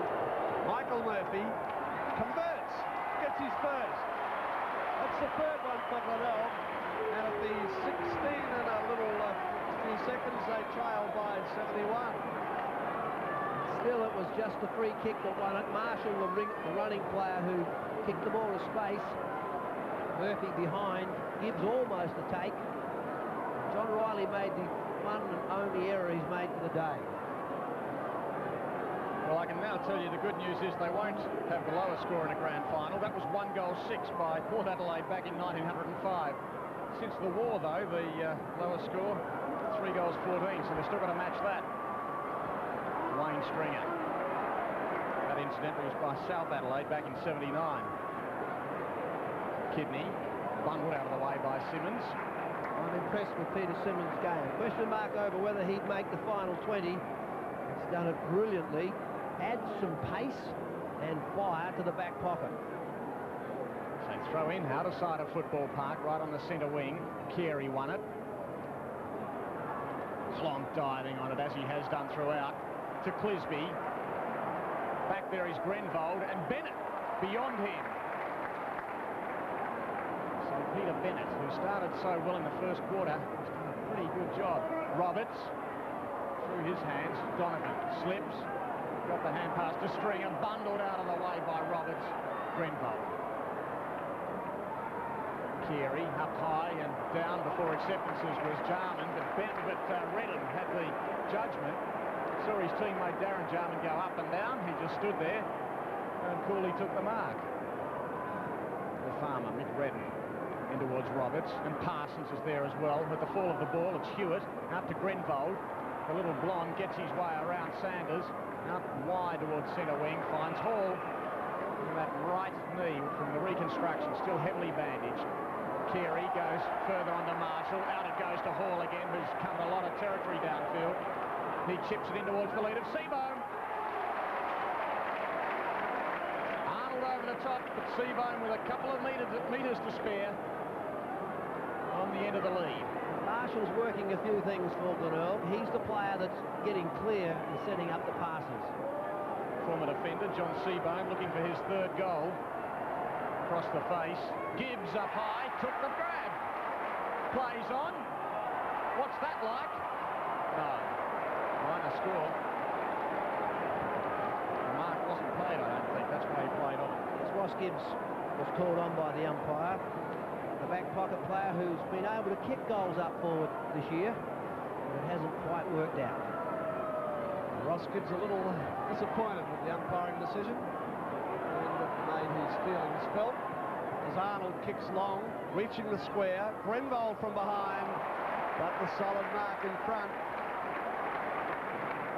Big Mick Redden, the farmer. Too many centimetres for the young half-back flanker. Redden quickly slips it to Clisby. Past the dust bowl at the centre circle. Wide to the lead of Parsons, and another one. Doing it too easy up in attack. Mike Parsons. Not the most gamely runner. Infield is Bennett. Goes for the square. Ball will drop in the square. And Roberts from the side. The specialist full forward. Too many centimetres for the Glenelg defence. The balance definitely with North Adelaide, the height across the full forward line, the pace and the skill, and the big men now taking marks. 2 goals in the game so far. Now the third and 109 for the year. Been a big season for John Roberts. North further ahead at 76-point lead, 20.5 minutes played. Glenelg's run of 2 quick goals was shattered then by John Roberts. But Mike Parsons proving a real form. Too tall for James West. Set it up, and across the face, late was John Roberts. And the best goal kicker in South Australia was accurate. 101 plays 25. The old saying about it being a game or whatever. Huge margin. Bennett to Sanders, and off they go again. He's got a bit of pace too. One bounce, chips it over the top, looking for Roberts, pushing the back. And a free kick to the full forward. He's kicked 3 goals, the last one only 30 seconds ago. And he was bundled out of the way while the ball was in flight. Free kick going against Donovan. Now the distance is only 30 metres, 45-degree angle. Shouldn't be too many worries here for a man who's kicked over 100 this year. 17 goals 5, plays 3 goals 7, the margin 62 points. Well, unbalanced. James West has had to go on to the big Mike Parsons. Mark Donovan on to full back against John Roberts. And now Roberts, 2 quick marks, 2 quick goals. There's not a lot that Glenelg can do. They are outmanned. North Adelaide's confidence could not be higher. Bordering on arrogance. Carey toiling manfully, still there, against Redden. Nice tap away. Salisbury, wider for Marshall. Back to Big Carey, further still for Murphy. Favoured by the bounce. The defender come forward, goes long towards the goals, and Arnold, brilliant in defence. And North are away once more. Tiller, out of the back pocket, a high kick, clearing half back. Sanders versus Murphy, the latter the winner. Murphy giving them something up forward. Drives deep to the pocket, and McDermott. And this is the man that North Adelaide has so successfully shut out of the game. Right forward pocket, outside distance, short pass, Hall on the end of it. Again, another forward player who has been well shielded and covered by Trevor Clisby. Tony Hall, last year's grand final hero, goalless at the stage. 45-degree angle, he's got the distance, he's got the accuracy as well. So Tony Hall gets his first goal, number 4 for Glenelg, and 23.5 minutes into this third term they trail by 76 points. It's taken a lot of time for Tony Hall to get clear. He's taken 2 marks this quarter. Trevor Clisby's been on top. He's got all the skills of the game, plus the brilliance. Back late in the minor round. He's played well. Just lacks the height to contest with Clisby. So Carey in there with Redden. It goes down to Kidney. Now Alan Stringer gives. Centre wing. Chips it around the corner. Looking for Hall again. Clisby right there with him. And Hall got a shove in the back. Tony Hall. How times changed. This time last year he kicked 6 goals. Won the Jack Oatey Medal for the best player afield in the grand final. The sort of thing that's happening today. Tiller. Towards the wing, dropping back is Cruz. Bennett behind him, reading it well is Hall, who's brought down by Bennett. Wayne Stringer, back to Hewitt, who didn't know where to go. Look, they had a choice of 4 Roosters. Sims on the end of the hand pass. You can look at the goals. He's online. It's a beauty. That is the most difficult pocket of Football Park, and they are kicking them at will. 3 goals to Sims,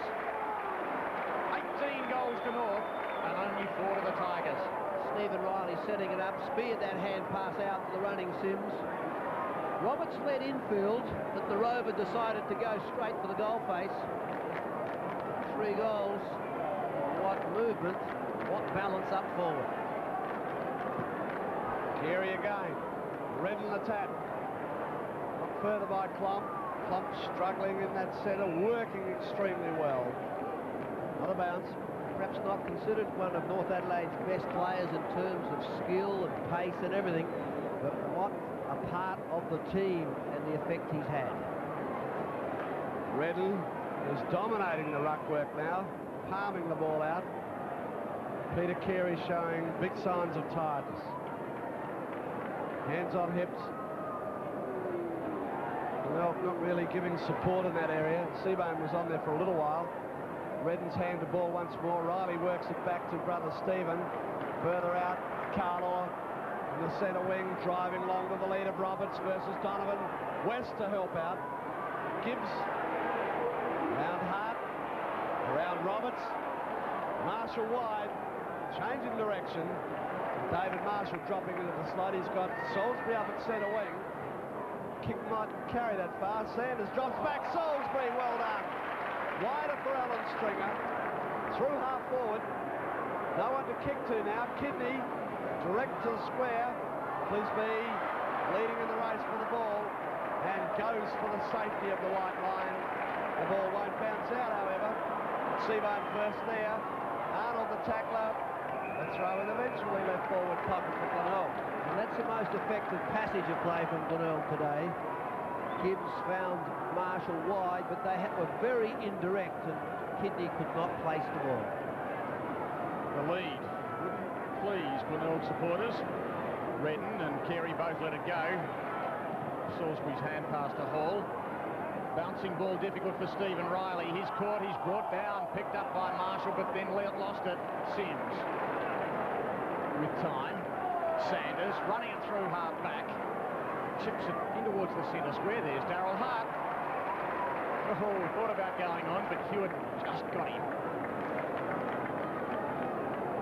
The lead offered from Roberts. He goes in that direction. Donovan with him. Good mark, the latter. Donovan, who started on the interchange bench, really got a job in his hands on Roberts. Changes directions. The centre wing. Plonk, one-hander. They have been saving themselves for this game. Mind you, they won 19 and lost only 3 in the minor round. Oh, did you see that? Jim West, did you see that? Darren Jarman, very cheeky, in towards Parsons. Reading it as Hart. Gibbs going for the boundary line. Hart there with him. Those Jarman brothers, aren't they cheeky? We saw Andrew after kicking a goal a moment ago with a little wiggle, and Darren poking it in the face of West. Coach Michael Noonan had to curb that arrogance of the North Adelaide players in earlier in their careers. They tended to be a little bit too arrogant early. Relatively clever players, I would have thought, but yes, the sort of things that premierships in the past weren't built upon. I guess when you're leading by 82 points with just a few minutes to go in the third quarter, you can afford to just be a little bit blasé. In all instances, the scoreboard tells a story. Klump at the bottom of the pack. Glenelg had the numbers there, 2-1, first time for a while. Klump mopping up again, covering the ball, working hard. His statistics won't be great, but his workload has. North by 82. Carey handed ball, McDermott. Big ground for Hewitt. David Kernahan off the centre half back spot, trying to draw. Gives over now to West. Oh, such as the fumbles.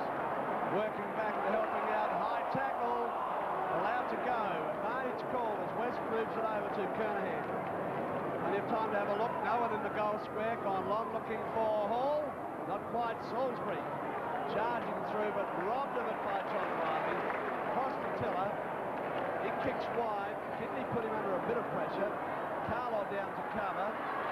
Trying to work around Maynard and forced to the line for throwing. Well, must have been deliberately taken out. All the benefits going with the Roosters. 23 shots to 11. very accurate kicking by North, 18-5. McDermott. Wide, robbed by Clomp. Off the half-back line. And through the interchange gate for a throw-in at centre wing. 5 minutes into time on in the third quarter. And North Adelaide will be the fresher team in the fourth quarter. Parsons in ruck now against Mick Redden. Working hard for Glenelg. So a scoreboard that young Paul Belgrave from Morocco Mount in Port Moresby wouldn't like. Glenelg trailing 4-7-31 to North Adelaide, 18 goals, 5, 113, a margin of 82 points. Not the only viewer in Port Moresby. I know there's a McCann clan up there too, watching the outcome of this match. And unfortunately, it's not the close contest that we had anticipated, but North Adelaide supporters would be delighted. The Roosters out by 82 points, 113 to 31, and I know that would delight the McCanns. Well, Graham Corns tried a change or two. He put Murphy to centre half forward. Cruz went back to centre half back. Marshall started working very hard, but nothing really worked. The pressure was off. They kicked the ball a little better. They managed 3 goals for the quarter, but Glenelg didn't really improve a lot in the third. Graham Corns' record is about to be blemished. He really has done an amazing job as coach of Glenelg in the last couple of years, and coach of South Australia as well. I mean, they've won the national championship. They beat Victoria. He's won just about everything he could possibly win, but there are plenty of wrinkles on that brow of his, and I think there'll be more by the end of the game this afternoon. There's almost a grin on his face as he's challenging his players. There's a great bond between the Glenelg players and Graham Corns. They've been through a lot together in the 3 years. They've reached new peaks together, and he can't but be too critical of his players the way they've come from fourth this season. Well, he indicated during the week that the difference between winning and losing was the difference between total satisfaction and the depths of despair. Noonan certainly looks as though he's going to get the satisfaction side of things, and this will be a hollow loss to Glenelg. They will really feel it after convincingly coming back. But perhaps if we reflect on the year, Darryl, the period 9 to 14 in the minor round when Glenelg were on an absolute roll, it has been a difficult task for Corns to get them out of that and psych them up, bring them up again for the major round. Well, the North Adelaide camp down there, I think they're enjoying their orange juice, but Mark Easton's been down there, I think, with an ear on what's being said by Mike Noonan, so let's check up with him now. Mark, what's the news from ground level? I couldn't get too close, Michael, but I can have a bit of a guess. I tend to agree with Jerry, and that is that Michael would be saying, just ride this out, give it all you've got, keep playing the type of footy you've played for the last 3 quarters, which is fantastic footy, and let's really give it to the Bays. And remember, fellas, that the Bays gave it to us for the last 2 years. There's no question in my mind that's what Mike would be saying. Mark, you've spent just about all the match down there alongside the 2 dugouts. What's been the general reaction from both the coaches? Has there been much emotion showed by Noonan, or much, shall we say, noise created by Corns? You know, Graham's had a funny 4 or 5 weeks. He's been a bit strange, I feel, of late, and he hasn't shown much emotion at all. Michael Noonan, he very similar to Michael. Michael Noonan has been very casual, but when North Adelaide win this game today, this grand final, he won't be casual tonight, I can tell you that. And we saw Klomp go off earlier in the match there with an apparent wrist injury, but he's okay. I think both sides have got out of this match pretty well injury-free. It doesn't look to me as though anyone is going to be have too many problems, Michael.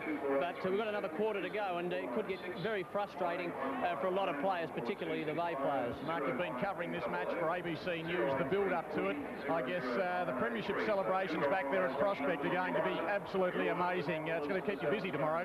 It's going to keep me busy tonight, Michael, I can tell you. And one thing, just before we cross back to you, of course, it's no great secret that the Port Adelaide business with Ebert and Cale has really taken a lot of the build-up to the grand final off. I think Mike Noonan and also Graham Corns would have been pretty pleased with that, because we really do worry them come grand final year over the last couple. Yes, thanks, Mark. Well, interstate viewers perhaps may not necessarily know the background of that Port Adelaide situation Mark referred to, but Russell One of the very famous South Australian footballers. In fact, they call him God down there at Albert, and he's won 4 Magarey medals.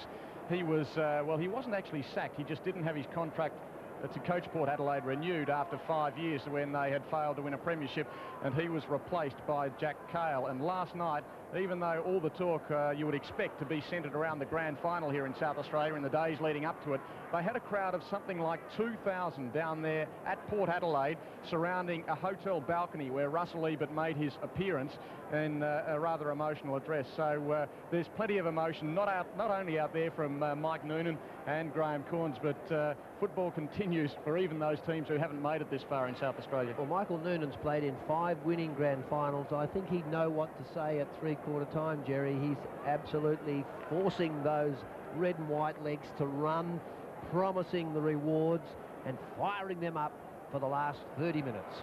Well, he's probably got a very easy task, Darryl, with an 82-point lead. North Adelaide would be running on 6 inches of air.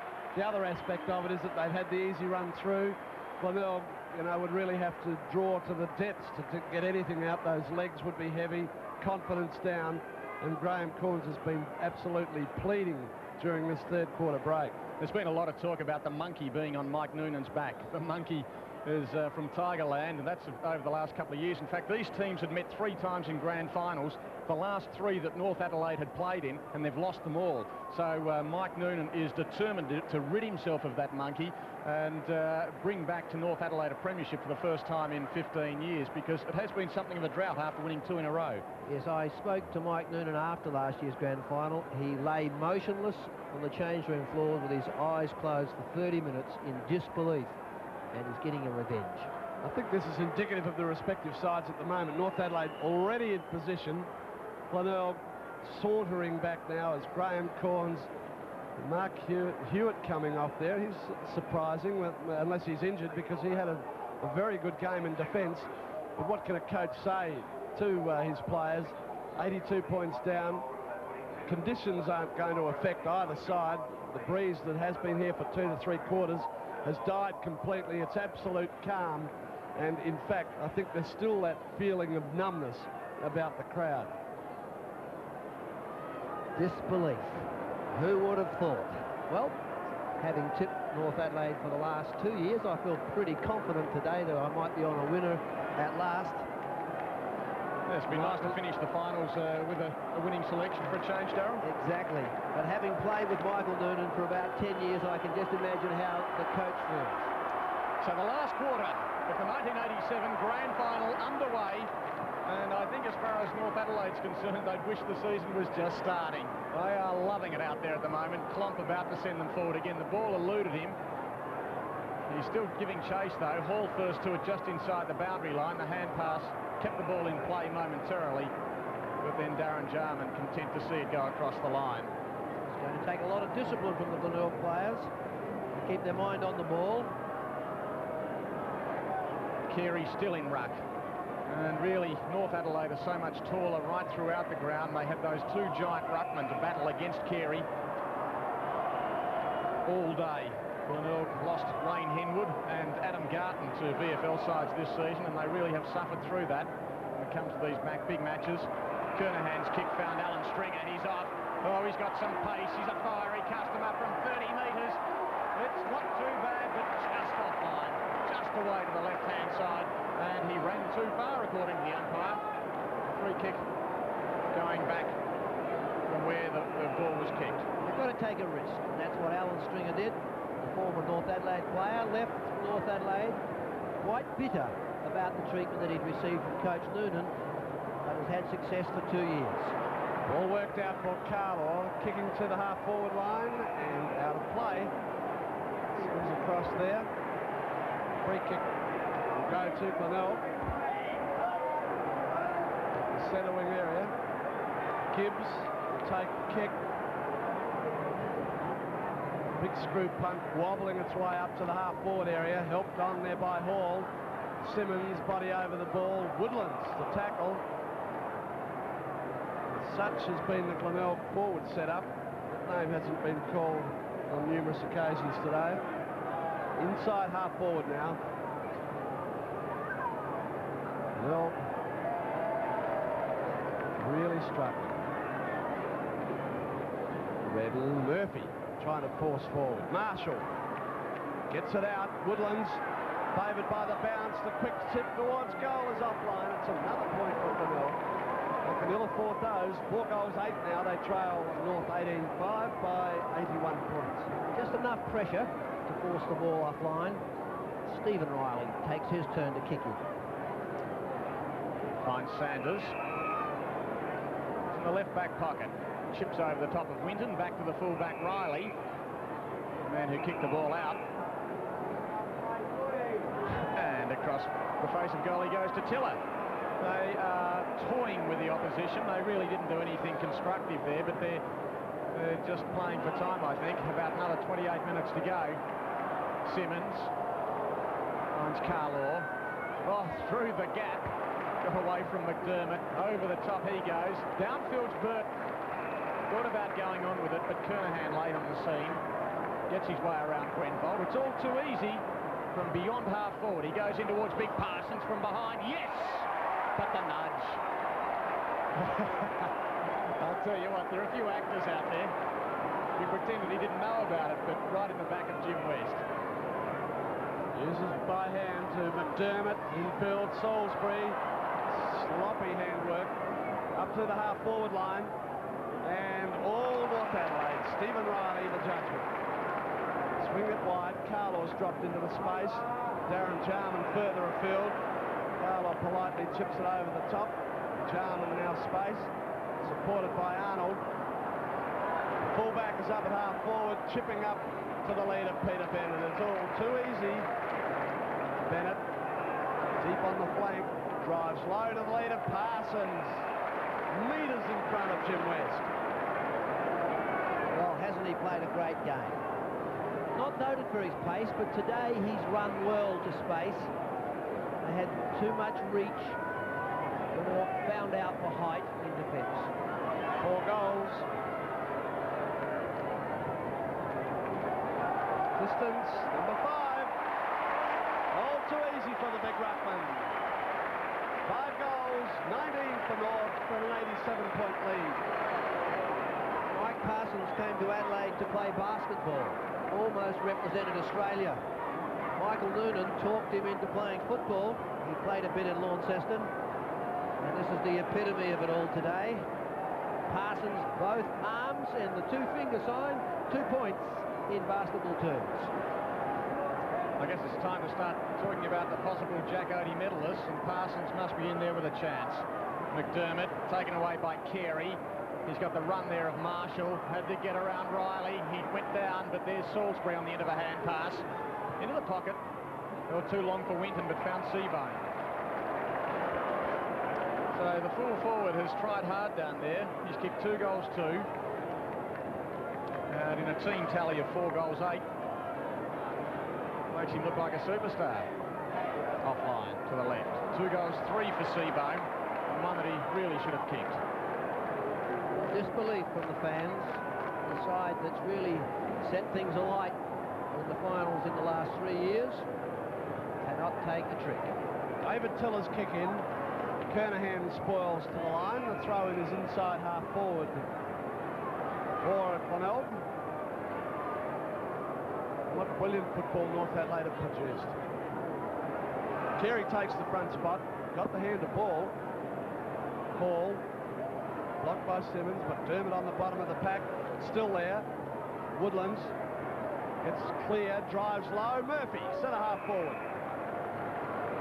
Michael Murphy shifted up to this spot after half time. Has given a little up there. Kicked 1 goal. Is within distance. No breeze at all to speak of. In fact, conditions becoming quite humid. Murphy's got the distance, so too the accuracy. So that's his 2nd goal, number 5 for Glenelg, but it's an 80-point deficit. Murphy just given a little bit of space then. Craig Woodlands, the player who got clear, was well balanced, a perfect drop punt pass. Riley gave Murphy too much room. Murphy proves that backman can kick.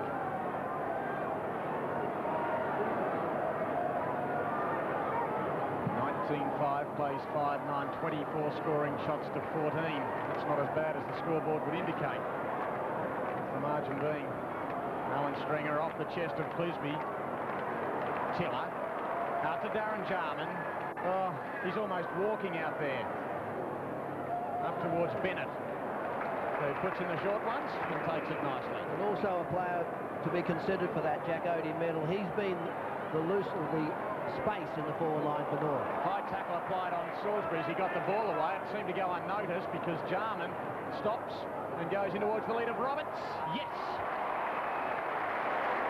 Donovan goes over the top of him to make sure that when he is drinking that celebratory champagne, at least it'll hurt.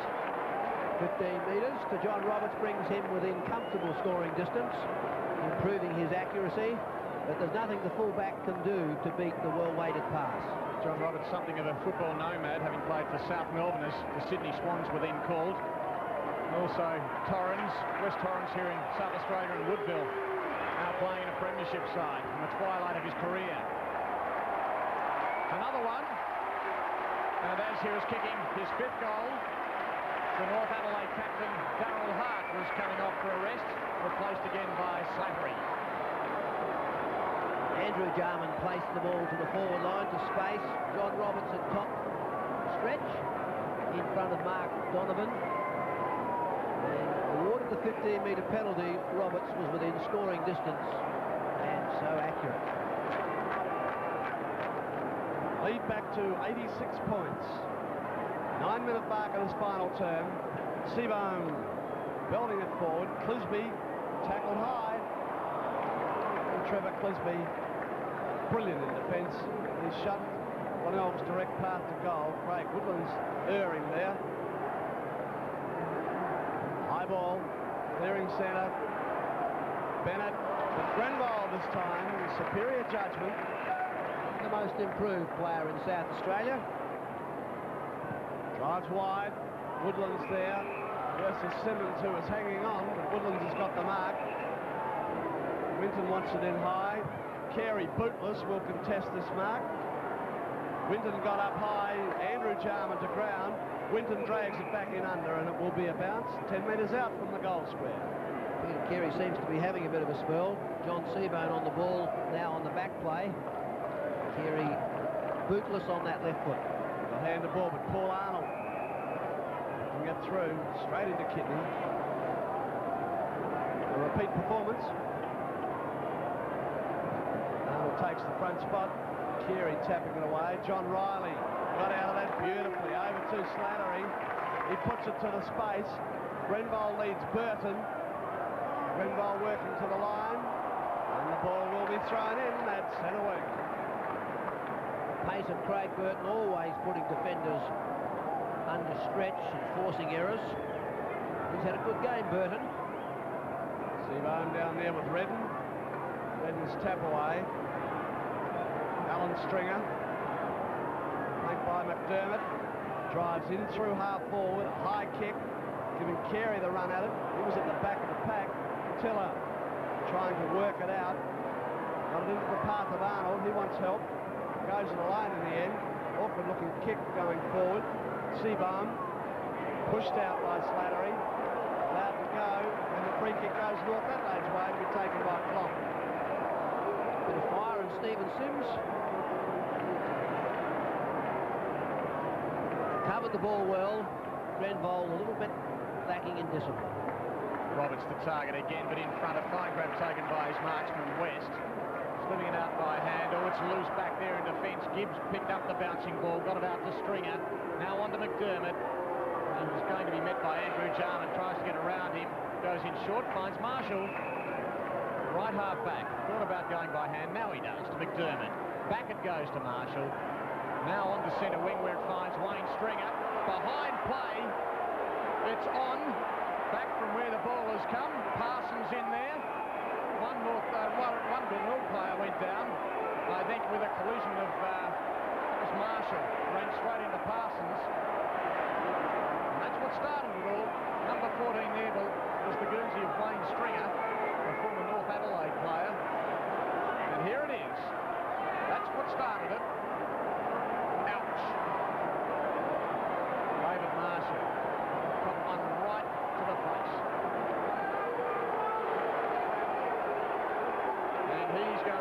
interchange area now.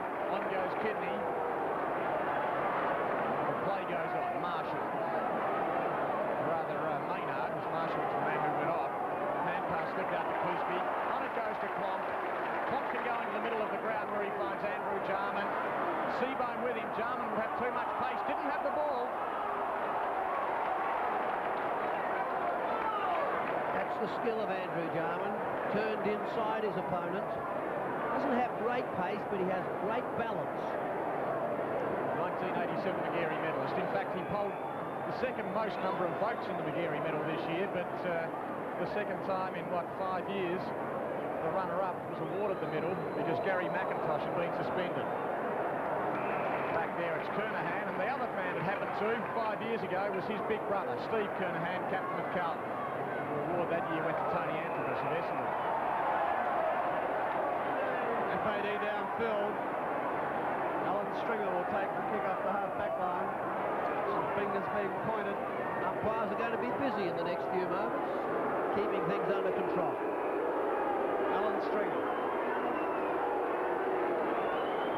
Long into the centre of the ground, the lead of Tony Hall. Got up high. The back was Winton, looking for help. Drives wide to the space. Murphy doubling back. Brilliant mark, Michael Murphy. Inside half forward. Dragged that one in. Eyes never moved off the ball. He's now looking for Maynard, but things will not go right. And it's on down in the goal square with Parsons and Cruz really thumping at each other. And it's on for young and old. Well, this is a disappointing end to a big game. Blood smeared all over Parsons' face. And the play's still going on. You watch the footy, I'll watch the fight, Jerry. All players streaming down the ground to get into the act. They've been separated. And meanwhile, the players in half forward for a throw in. Max Cruz, who was in that clash with Parsons, no doubt trying to even up. So it's settled down for just a moment. There could be more to come as we're halfway through the last quarter. And Carlaw gathers. Finds Darren Jarman. And Carlaw running through, but it was over the line. Kim Klomp being given a rest. He had a touch the cramp, went down to the box. Stephen Slattery on. Actually, Stevens front away. Sims will go back.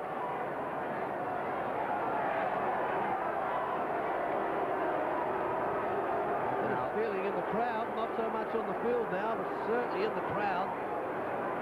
Alan Stringer on centre wing. He drives in towards centre half forward. Murphy the target, and he really has done well in the second half since switched to the forward line. Was well beaten by Bennett at half back in the first quarter. Wayne Stringer goes back. Maynard out to Murphy. In towards Hall, who's by himself in the pocket. Just limping a little bit there, Tony Hall. Let's hope that that knee's okay. Getting clear of Clisby since half-time to get a few touches. The centre half-back has dominated. Really is a top player, Tony Hall. He's off to Hawthorn next year. Will be a big acquisition there. Straightens up, and Hall gets his second. The Tigers get goal number 6, and I guess at the moment they're trying to avoid a 100-point loss. Now that's Kim Klomp down there. They say go back cameras, sorry about that. But Kim Klomp really did hobble off the ground with what appeared to be a bad leg injury. And the setup. Eventually Michael Murphy got clear, put the ball in front of Tony Hall with the snap, and he kicked accurately. 80-point lead to North Adelaide, who've won everything, fights included. Alan Stringer to McDermott. Cruz ran past the ball. Got back in quickly as Armfield's on the ground now. The kick came from Andrew Jarman to brother Darren. Oh, here is sheer arrogance. And this time he's missed. Smoothest mover one could wish to see. North by 81. Deceptively fast. The long, powerful stride of Darren Jarman. A couple of very talented players. Darren Jarman's only 20. Big brother Andrew is 21. They've both been drafted to Melbourne, but they will stay here for another season or two, which is good news for South Australian football. This is Maynard. towards centre wing. Back there is Cruz, who I guess is happy to be out of the firing line for a moment. Andrew Jarman. Redden traps it and gets it out for two teammates. Sanders got it on. Armfield, the interchange player, got the kick away. Kidney. And back it goes now to McDermott. In towards half forward where Woodlands is well upfield. Simmons there right with him. Woodlands with the recovery. Looks for Winton and finds him. Man who played a bit of football for Collingwood, couldn't get a regular game. And he's been a pretty handy interchange player over here this season, since joining the Bays earlier this year, Jeff Winton. Now a chance to kick his first goal of the grand final. He's 45 metres out, 45-degree angle. Not a bad-looking kick off the boot. Belated goals. It just helps the record book, but victory going the way of the Roosters. Winton remembered for two brilliant tackles in the preliminary. Been a good interchange player, not able to control his form today and handle it for the full 120 minutes. Got the hit to the head or the nose early in the game, but accurate on that occasion. 75 points in favour of North Adelaide. Seabohm working hard in the centre circle, chips forward, and Winton again in the scene. This time tumbles one in, Arnold in front of Carey, the better recovery, almost well tackled by Hall. He's got the running support of Clisby, chipping further afield to Andrew Jarman, and all North Adelaide. Into the centre of the ground looking for Mick Redden. Alan Stringer spoils well. Salisbury knocking on, looking for Winton. Interrupting the flow is Stephen Riley. Works the hand pass out. Murphy. Well tackled John Riley. And getting out of that was Clisby. Wider to Armfield. Andrew Jarman at centre wing. Driving in short and finding Peter Bennett, who was well tackled there by Kidney.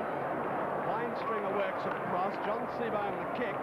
Centre half forward, Peter Simmons sets some tapes. Strong defensive play, quickly to Arnold. Pass the dust bowl at centre circle. The full-back dribbles the kick forward, looking for Parsons. West is with him. Trap, not quite. Gibbs allowed to play. Andrew Jarman gets it to brother Darren. Trying to draw the defence, pops it over to Arnold. Straight into Grenville, back to Parsons. Hooks towards goal. And a throw in will occur. Well, fullback Paul Arnold could see the 6 points on the end of his boot if he could get clear. He worked to the forward line. Mike Parsons reacts it. Big crowd here. Official attendance 50,617. And that's just about as many as this stadium at West Lakes will take. The lake in the background, just at the top of your screen. It really is a tremendous football stadium here in Adelaide. Parsons has been given a free kick out of that clash. Throwing brought back. And Parsons lines up for number 6. He's got the distance. It's there. Number 6. Here last longest. North by 81. And now shaping himself and putting himself in line for that Jack Oatey medal. The tallest man on the field. The most accurate kick then. Right through the centre. It's a young, uncoordinated youngster who first played football for the Launceston Football Club back in around about 1977. And he really has kicked on since then. He made his debut as a 16-year-old, and now, about 10 or 11 years later, he really has developed into a fine footballer. Sims. Looking for late goals, the Roosters. Let's enjoy ourselves, they think. Almost the one-hander there to Kidney. Going through was Donovan. Slattery on the bottom of the pack, and in they go from Kidney. And I think that's just about where they landed, too. Slattery slow to get up. Ouch. Ooh. I think he was aiming for the football. The bounce from umpire Kinnear. Seabohm up there with a big fist away, back towards the middle of the ground. The only man there is Darren Jarman. And he goes towards Carlaw. Found him on the chest. That's the kick to space on the full stretch. So Carlaw about 50 metres out from goal. Right half forward. He goes in towards the big man. Parsons is there again. The the back, Donovan. Sends it out in the direction of Salisbury. Oh, he was really attacked the ball and overran it. Tiller, but it bounces back towards Salisbury. Again, he left it behind. Tiller pulled off it. Good tackle. And down they go again. It's on in the goal square. And it is really on down there. Kidney over the top of teammate Glenelg. Pick up Adelaide play there at the moment, but it looks like Max Cruz has definitely been spoken to. The umpire on the left of the screen, the goal umpire, Boston Rutter, was speaking there to Parsons, so there could be a busy night on Monday night at the Tribunal. Well, it's up to the Glenelg Football Club to show a bit of character in this hour of death in the grand final and play the ball. Max Cruz, who was cruising for a bruising, I think. Blood running from a gash above his eye. The margin 81 points, so Glenelg have gained a point from three-quarter time. The margin then 82. Now towards the boundary. Sanders keeps it in play, but not for long. Glenelg sends him across the line. About 7 minutes from glory, the Rooster. Seabohm to McDermott. The All-Australian captain goes left, then right. Armfield's underneath it. Stringer the leap. There's been a few good grabs in this match. Good dry conditions, there should be. And that was one of them. In fact, he was on the way down when he took it. Alan Stringer gets a 15-metre penalty, goes into Seabohm, who's been rucking, giving Carey a rest, and down goes Maynard. Gee, Darren Jarman doesn't want to spoil his premiership celebrations. Maynard picks up a free kick. Well, it looked quite a legitimate charge. It was a good hit and shoulder. It's a bit high off the ground, perhaps. Big screw punt from the boot of Peter Maynard. Through half forward. Paul Arnold thumps it towards the boundary line. First there will be Redden. Can't keep it in. And another throw in will occur 20 metres from the behind post of Glenelg. And behind play, Peter Maynard receiving attention. Carey takes the front spot out the back. Woodlands, could be a goal. It's gone right through the middle. Craig Woodlands, first goal of the game. And the 8th for Glenelg, but there's no real smiles on the Glenelg camp. They're down by 75 points. Standard piece over the top from Carey. Craig Woodlands read it best and rolled it through. Peter Carey, not a big influence on this game, but that was a set piece of play for him. So not too many minutes remaining in the grand final. Maybe 5 minutes, as we've lost a bit of time through those altercations. Sims, centre-half forward, difficult one for Glenelg, running back with a flight. He goes straight into Donovan, his teammate. Through goes Armfield, tackled by Wayne Stringer. The hand pass finds Salisbury. Now out to Kernahan. One bounce. Trying to set up something for a late goal. Maynard's there, through his hands. Back there's Murphy. Trapped by Tiller. He gave it out there to Sims. Plenty of time for Sims. Back in towards the centre square. The only man there is Andrew Jarman. One bounce, and then to Darryl Hart, who's just come on the ground. Chance for the skipper to get a late goal. He's yet to kick one, and he's still yet to kick one. I think he'll still enjoy the celebrations. Limping Darryl Hart, but Andrew Jarman at his best as he found Hart with space. West kicking and then running it out of defence, looking for McDermott. Well done. In front of Sanders, who's got the cramp. McDermott's kick centre wing. Hall gets high. Clisby at the back. Made the mark. He'd have to go close also to the medal. Brilliant at centre-half back. And how sweet this victory must be for him. You'll recall he was reported in this match last year. Sims through the centre. Driving long. Roberts versus Donovan. Spilling out the back for West. Helped by Kernahan, or could be a mistake. No, stays in play. David Kernahan. Very little to kick to. Uses the run of West. He'll run to the half-back line. Try and draw, but goes for distance now to the half-forward line. Glenelg up from half-back. Murphy knocks it on. Carlaw. Stolen by Murphy. Back to Woodlands. Wasn't a good hand pass. John Riley swoops.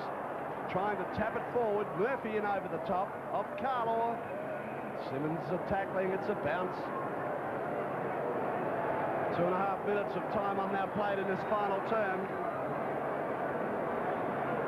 All North Adelaide. Tigers will find it hard from here, Darryl. Yes, I think we've tipped the winner.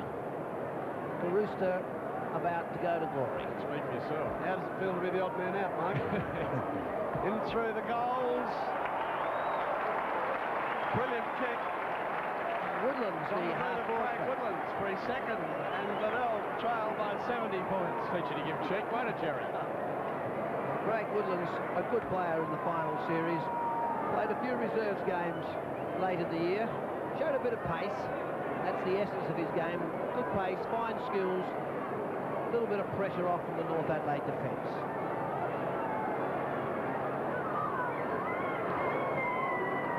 So 133 plays 63.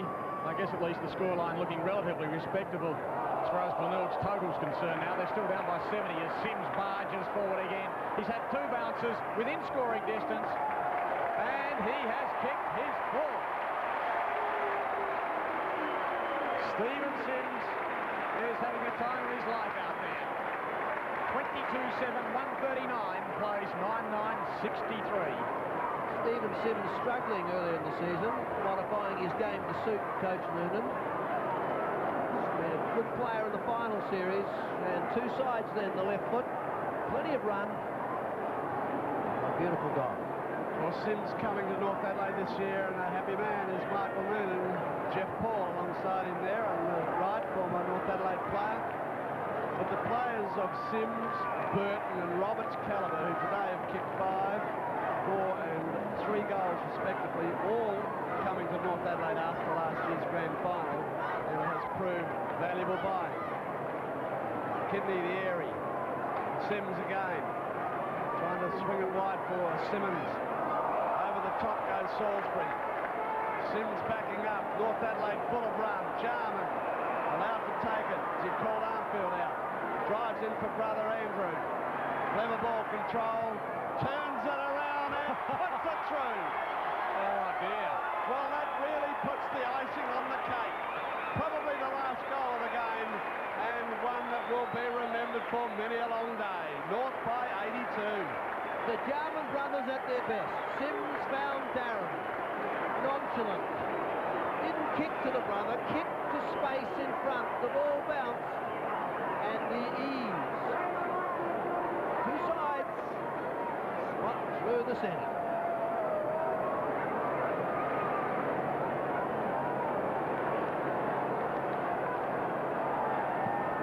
So Redden in there with Seabohm. Armfield enjoying his little stint after spending most of the game on the bench. Gibbs up high. Oh, he loves to take the speckies, does Ross Gibbs. He took the mark of the year here in South Australia this year. Kernahan. Up now to centre wing. This is Scott Salisbury.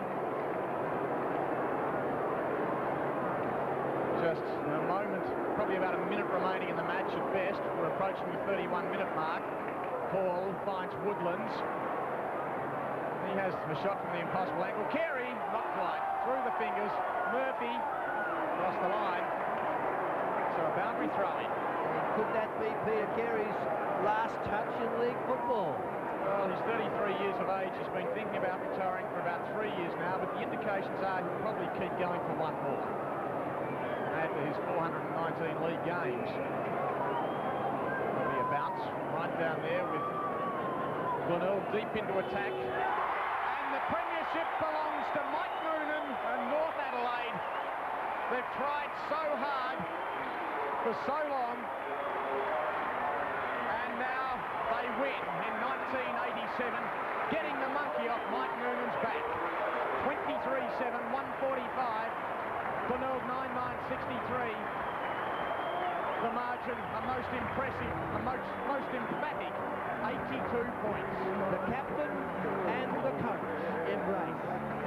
2 of the littlest men in South Australian football, 2 with the biggest impact in season 87.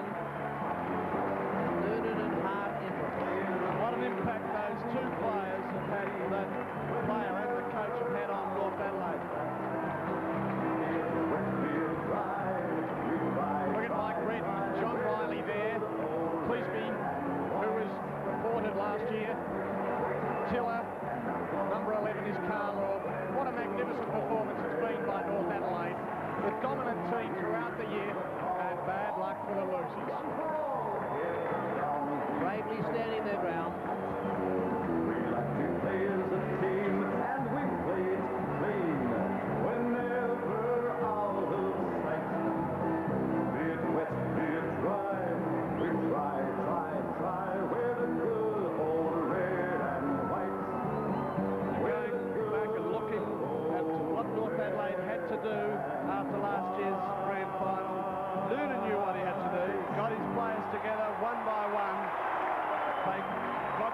from other clubs. Stephen Sims, 4 goals today. Craig Burton, 3.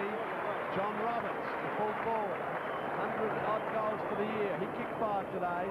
Wayne Slattery has added necessary bite around the ground. Add to that the other players that they had got from other clubs, Hart, Klopp, Armfield, all who have made a big contribution to this 1987 premiership. The winners, and we just saw the vanquished, Graham Corns. A sad day for Corns, but my word, his record really is tremendous. And Mike Noonan now, after 7 years as coach, finally the premiership that he's worked so hard for.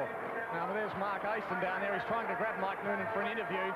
It's a bit chaotic down there though, but we're standing by in case he can get hold of the coach or one of the players there for a brief word. Jubilation as Sanders embraces the coach, Noonan. Well, the reward for consistency for Noonan, refused to change the style, toughened up the approach a little, and look at that face. There's Michael Noonan, victorious. And here's Mark Aston having a word with him. I know you want to spend all the time with your players, but what a fantastic way to beat Glenelg after 2 years of disappointment for you. Well, we reconstructed a lot of things at the end of last year, and it's just so pleasing to see the way they went about it, and they met everything, and I think they've put to rest any monkeys or bogies or gorillas or whatever. Thank you, Michael, very much. Enjoy your night. Yes, I'm sure there's no doubt about that. Michael Noonan will have an absolute ball tonight, and I think the celebrations could go on for quite a while yet, although, of course, pre-season training will start, I guess, in a month from now. David Tiller, Paul Arnold, and it's going to be interesting to see who, in fact, has won the Jack Oatey Medal. And John Riley there, he's not really as old as he looks, he's only 29, but this could well be his final game.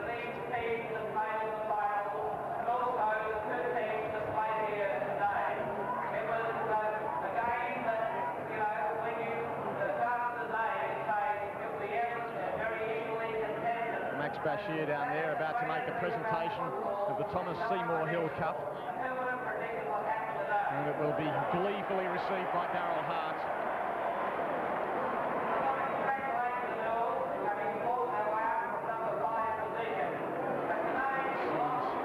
Bonus premiership for him.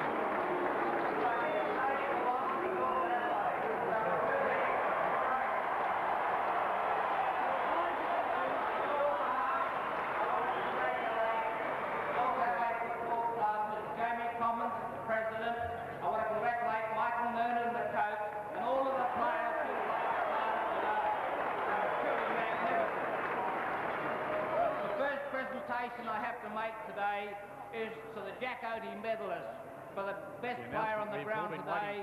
That's been won by Mike Parsons. Mike Parsons, here comes. A few boos in the crowd, but I don't think it could go to a more deserving player. Michael Parsons, the Jack Oatey medalist for 1987. And what a tremendous effort by a man who's had to work so hard on his game. It's really nice to win one at last. Thanks for a great game to Glenelg, I guess. God, I don't really know what to say. It's just really good to win.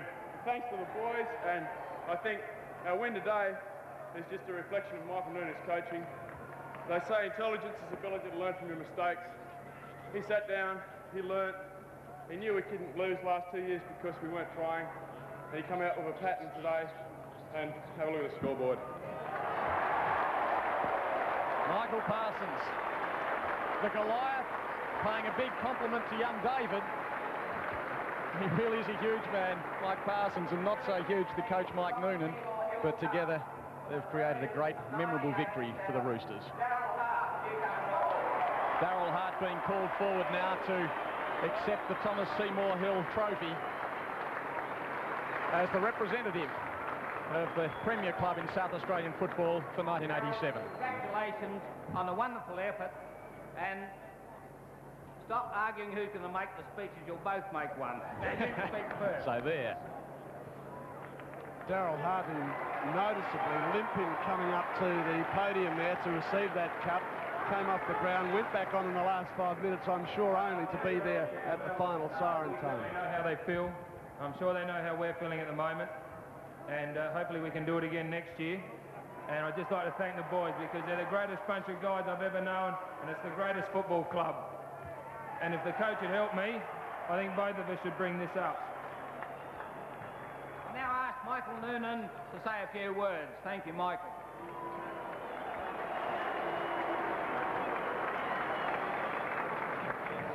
And commiserations to the Glenelg Football Club. Believe me, we know exactly how you feel.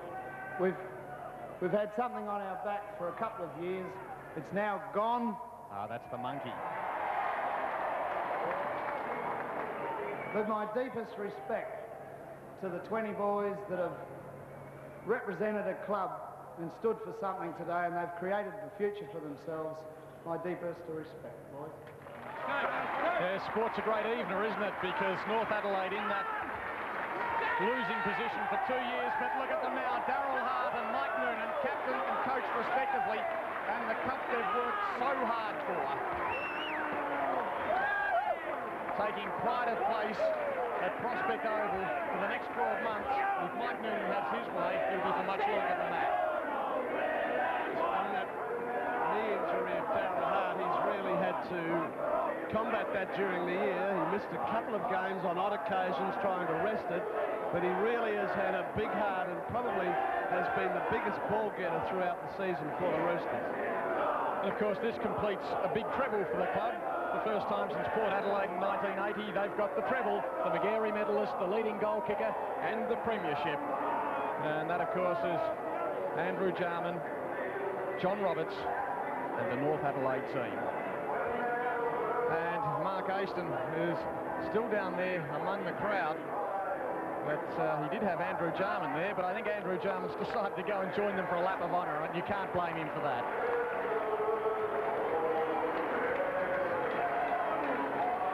Premiership Cup and commiserations as they pay their respects to the Glenelg players, and that really is a gesture of fine sportsmanship despite the blows that were struck and the tackles that were applied throughout this match. They know exactly how the Tigers feel, and Graham Corns, I think, can raise a smile. Yes, it's difficult, but a good loser.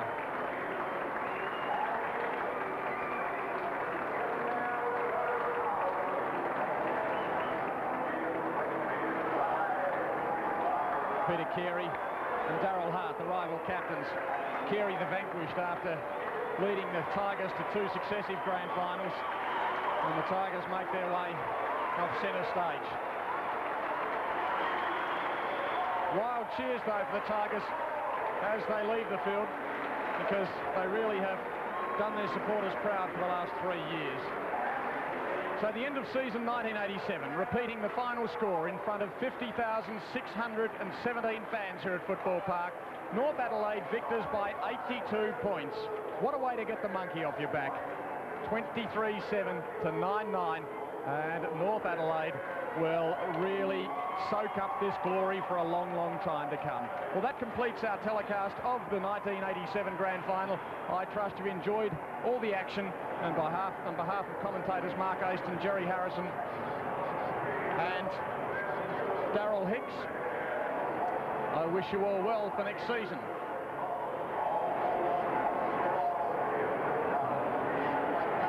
So as we watch the North Adelaide players complete their lap of honour, we bid farewell for 1987 and we say congratulations to the Roosters.